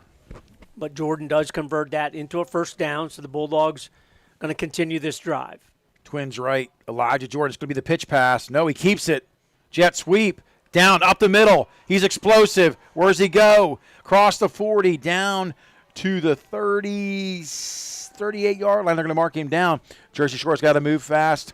Clock stops with 7:30 to go here in the fourth quarter on that first down. Nice run on that jet sweep play. Good blocking there on the right side for the Bulldogs. 1st and 10. Loomis in the gun. He's going to roll left, look up top. Nobody home. Loomis is going to have to make a decision. He's motioning guys back across the middle, and just that's one of those things where you're thrown off your back foot. And honestly, he had a guy in his face at that point, but he had a week to throw that football. Love to see Jaron Loomis on that play when somebody's not open, and even if you take the extra look or two, just tuck that one away and run. Take what you can get, 5-10 yards, and then play on the next one. So defensive secondary really does a nice job there. You talk about it, Doug. They take away that first rep receiver and force you to survey the field. Loomis in the gun, dual twin packages. He's going to go up top, throws to the early man. That ball skipped. So just that quick, Jersey Shore will be facing a 3rd down and 10. Ball intended there for Ashton Swilly. And those type of plays, you'd love to see Loomis maybe set his feet because he had enough time to set his feet to make a more accurate throw to Swilly, who was open on that play. Loomis in the gun, trips left. He's going to look to the left-hand side. He's going to try to go up top. Wide open across the middle is Swilly, but the ball is juggled and dropped. A little bit behind him on that particular pass. And we talk about rhythm again, Doug. You know, the Bulldogs have some guys wide open, but at the same time, when they're open, they're not getting a look. Yeah, catchable ball there, though, by Swilly. A little bit behind him, but got his hands on it twice. Normally brings that one in. Would have been a first down, but now here 4th and 10. Must do down for the Dogs, 4th and 10. Loomis surveys the field. He's going to go over the middle. He throws this one down the sideline, but it's out of bounds. Does he make the catch? Is he inbounds? What do they say? He's out. So I thought he might have tight-roped that one and gotten a toe in, but they say no. Again, that's another one of those throws. Right where it needed to be, but not on a direct line and kind of just hang in the air. Yeah, and that's a tough throw. That's all the way across the field and usually floats on you a little bit, and that one did just a little bit too much, not allow Swilly to have a chance to get his feet in bounds. So the Seals take over, 6:56 to go. They've had this one in hand really since the first half when they went up 27-7. Now they lead 44-19. Bulldog defense certainly don't want to give up another score here on this drive. Yeah, the Dogs with their backs against the wall here in the fourth quarter, as you said, 44-19. Seals up here at home, District 4 championship. Pass Story under center, pro I formation. Teets gets the rock across the 40 to the 43. There's one thing I've noticed all game. you don't hear a lot of whistles until it's late. Yeah, they let the play go because they feel he might have a chance to spin out of that one and break free for a touchdown. And, you have to give him credit for that because it's hard to bring him fully to the turf when he gets that full head of steam. And if I'm Selinsgrove, I'm thinking about Teets in the weeks that lie ahead. I don't know how many more carries he gets. 6:20 to go. Pastore, second down in 5. Long count, delayed count. Teets gets it. Teets met. Tries to spin out, but not. He's snowed in. No gain. Third down. Repeat it. Nice play there. Really stuffed up inside. Slate Sechrist, Caden Walker from the inside, and then Peyton Samar coming in to clean that one up. Loss of about 1 on that play. Bulldogs just looking to hold here, force another Carter Young part, see if they can put together a late drive in this ball game. In Selinsgrove right now, not that they don't want to move the chains. Look to see them try to move the chains, but not do anything spectacular out of the ordinary. They don't have to. 12 seconds to go on the play clock. They're going to milk this for all it's worth. Pro I formation, Pastore under center. 3rd and 5. Teets gets the handoff. Nobody home. All alone. He's going to have the first down and more. Down around the 40-yard line. They're going to call him out at the 41, crossing over into Bulldog territory. But we talk about you give him an ounce, he'll take a pound. Super job there on the right side by Minier, number 55, springing that one along with number 50, TJ Deal. That right side has really been effective in the rush game. Teets is going to put together very, very impressive numbers on the ground here against his Bulldog defense. Converts there. Seals looking to just ice this one away here, 5:23 to go. Hicks split wide to the right here. Bastion all alone left side. Miller the fullback. Pastore under center. Miller gets the pull. Hands off up the middle. Couple yards on the play. Good solid tackle there. Brody Herr, Bo Sechrist in on that one, bringing him down. And you talked about it, Nate, just a couple minutes ago. Even though that fullback is not as big as you would think from that position, Ethan Miller, he is a tremendous football player, super quick out of that fullback position. He gets positive yards on almost every play. Well, and they say he's the heartbeat of the team. Devout faith, strong character, integrity. When the team rallies, that's why he's had 100 tackles this year. Teets appreciates him blocking for him. Teets gets the handoff. Miller blocks up the middle. And we talk about it. You just talked about it, Doug. He blocked the linebacker, which was all Teets needed to get into the second level. Yeah, a runner like Tucker Teets, 1,700 yards coming into the ball game. He only needs a sliver of opening, and then he bursts through. He gets to top speed tremendously quickly for a high school running back, and then he is super hard to bring down. Really has added to his strength from last year to this year. He's the best back other than the kid from Aliquippa that we've seen probably in the past 5 years. Oh, I agree, and it's a different Tucker Teets. It's Tucker Teets 2.0 this year as compared to last year. Miller up the middle, met immediately. Great surge by the defensive line. You can see they're frustrated. The Dogs, and to be truthfully honest with you, I didn't expect the tables to turn this much tonight, Doug. I expected a good contest. I did not expect 44 points. Well, anytime you have those 3 big plays, though, Nate, in the first half, all by Bastion, 40 yards, 31 yards, and 39 yards, all tremendous plays. Yeah, and an 80-yard run by Teets. Yeah, you break that open, that's hard to stop. For sure. 3:20 to go. Second down and 10. Flag on the play initially. Teets tries to break loose. Does he make a man miss? He does, but he's down, and he's just a load to bring down. Down around the 13-yard line, but we'll see what this flag's all about. So the second half has been much better overall for both teams in regard to penalties. I think that one's going to go against Selinsgrove. Procedure penalty going to set back and nullify the Tucker Teets play. So we don't do the opposing team's stats at all, but it would be interesting. I wouldn't be surprised, Nate, if Tucker Teets is around 200 yards rushing on the ball game because he had 83 on that one sprint here early in this second half. He's closing in on it if he's not already there. And what's impressive, normally you see, 5, 6, 7, 8 carries for no yards, and then he breaks one. He's had chunk yards on a lot of carries tonight. Pastore under center, 2nd down and 14. Long count. Teets gets it up the middle. Hurdles one guy. Was patient on that carry. Gets back roughly to the initial line of scrimmage. And there you can see his vision, because that was really bottled up initially, and he kind of jumped over the defenders that had done a good job to stay low. Still ended up picking up positive yardage on that play. Most running backs don't do that. They're just going to run into the pile, see if they can make a move. He found the opening in that pile. I'll tell you, Doug, this has been a long second half. 2:25 to go. It's already 9:30 p.m. here on the East Coast. Selinsgrove looking to put points on the board again. Hands off immediately to Miller up the middle. Good tackle on the play. Slate Sechrist in on that. Walker in on that. So you're in 4-down territory, even though it's 4th and about 9. Would be interesting to see, does Pastore go to the air here, kind of work on a play that they think they might need in the next couple of weeks? Wouldn't be surprised, go away from Bastion maybe, look at either Sassman or Caleb Hicks on this play. You know, I wouldn't hate him for doing it. You know, listen, at this point in time, they're moving on. If something makes you better, Jersey Shore scored a lot of points against a lot of people over the years. Pastore hands the second back. That's Tucker Teets down the sideline. Does he make a man miss? Cuts back inside. He's down inside the 10. 7 yards. Just that quick. Tucker Teets knocking on the door. Yeah, just convert. They've gone back to that same play on the right side 5 or 6 times here on this drive, and every time it has been successful for 10-plus yards. The Seals celebrate knowing they're going to cap this one off, and they're going to go right into the victory formation here, I do believe, and just let this one run out.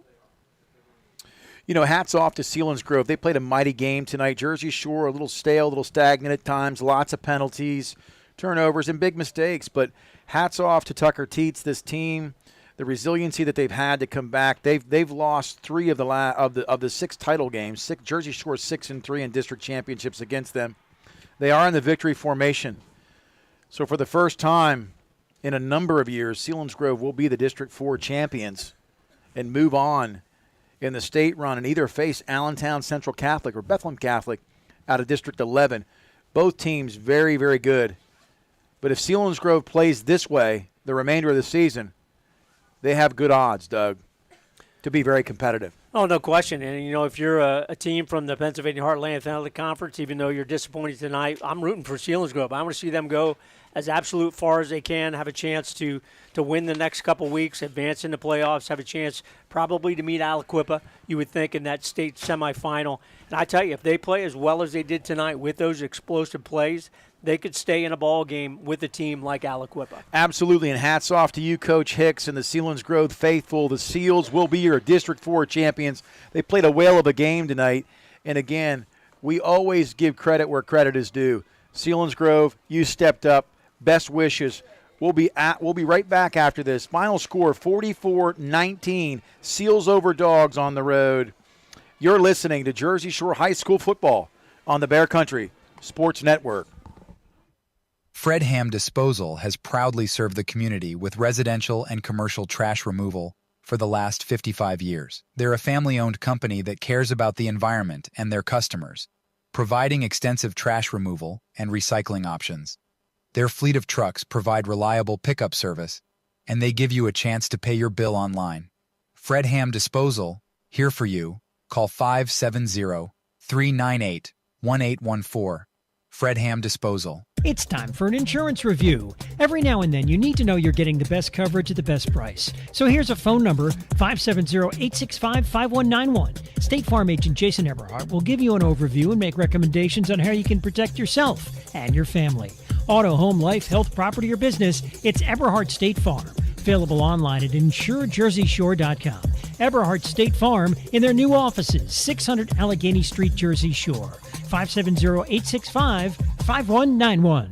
This week at Target, you'll find different early Black Friday deals. Get fun deals on the latest tech, toys, and video games. Plus smart deals on small appliances, floor care, and so much more. At Target, you'll discover different early Black Friday deals each week. And get what you need for the holidays fast with free drive-up or score free shipping when you spend $35 or use your red card at Target.com. Get low prices and early Black Friday deals only at Target. Exclusions apply. Love like this before. If you want to sell a house or buy a house, make it Anchor Realty in Lock Haven. Dave Winkleman and his team are ready to help you. Dave's a Jersey Shore graduate. He's ready to help fellow Bulldogs get that deal they want. He's motivated to market your home and find you a new one. 570-858-0777 for Dave Winkleman and the team at Anchor Realty. Ask Dave how he can guarantee your home will sell within 90 days. 57 Belfont Avenue, Lock Haven. Anchor Realty, ready to serve you. 570-858-0777. What makes Taco Bell's rolled chicken tacos so good? Is it the shredded marinated all-white meat chicken? Well, yeah, obviously. But it's also the 3 amazing dipping sauces to choose from. Spicy ranch, warm nacho cheese sauce, and house-made daily guacamole.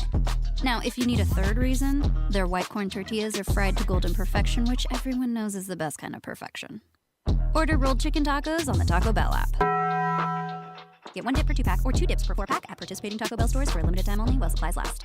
A proud supporter of the Jersey Shore Bulldogs, TLC Fuels is a family-owned local business. Established in 1998, TLC Fuels serves residential, farm, and commercial customers from their Jersey Shore location just off of Route 220 at the Pine Creek exit. From fuel oil to diesel fuel and gasoline, TLC Fuels has thrived on a consistent dedication to you and your family. Call 570-753-5722 today. WQBR 99.9 FM. Nate Carpenter, Doug Byerly, we're back. I know it's disappointing to the Bulldog Nation.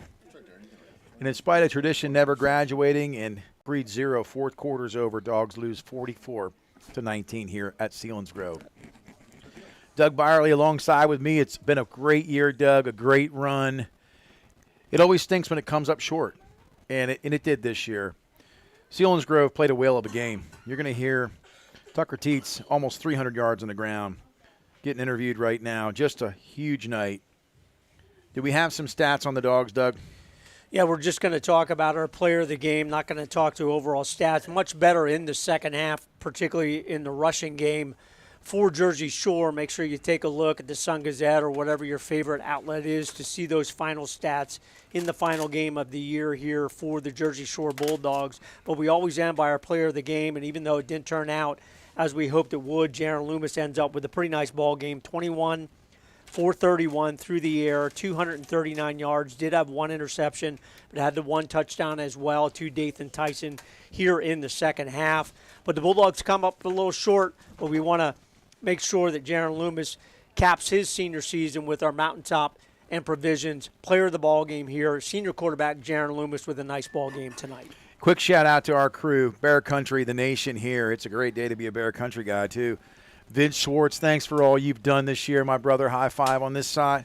Coach Sean Hill wrote it out with us. He was shotgun all year with us, breaking the pass pro down, doing a lot of great things. Coach Chris Davis on stats. My father, Jim Carpenter, made several games. He probably tuned in tonight. I know he sent us the time of possession and plays. But, again, Dogs lose tonight 44-19. Big win for Selinsgrove. We want the Selinsgrove Nation to know that in spite of losing, we're rooting for you. We hope you bring home the gold this year. Keep playing like you did, and you're going to be in it to win it. Doug, I'm signing off, then you sign off. Just want to say tonight that it's sad, it's memorable.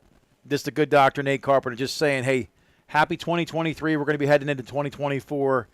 You know, it's always great to be a part of the Tom Gravish Nation and just experience what we experience. It was an incredible year, some highs, some lows. Again, my prayers go out to the Max Engel family. We know when the cards stop coming and the posts stop happening, just know there are other people out there that will intercede and pray for you. We wish you nothing but the best and warm thoughts. To Dr. Dave and Karen back at the station, thanks for all you do. And I'll say this real quick. It's always a great day to be a Bulldog.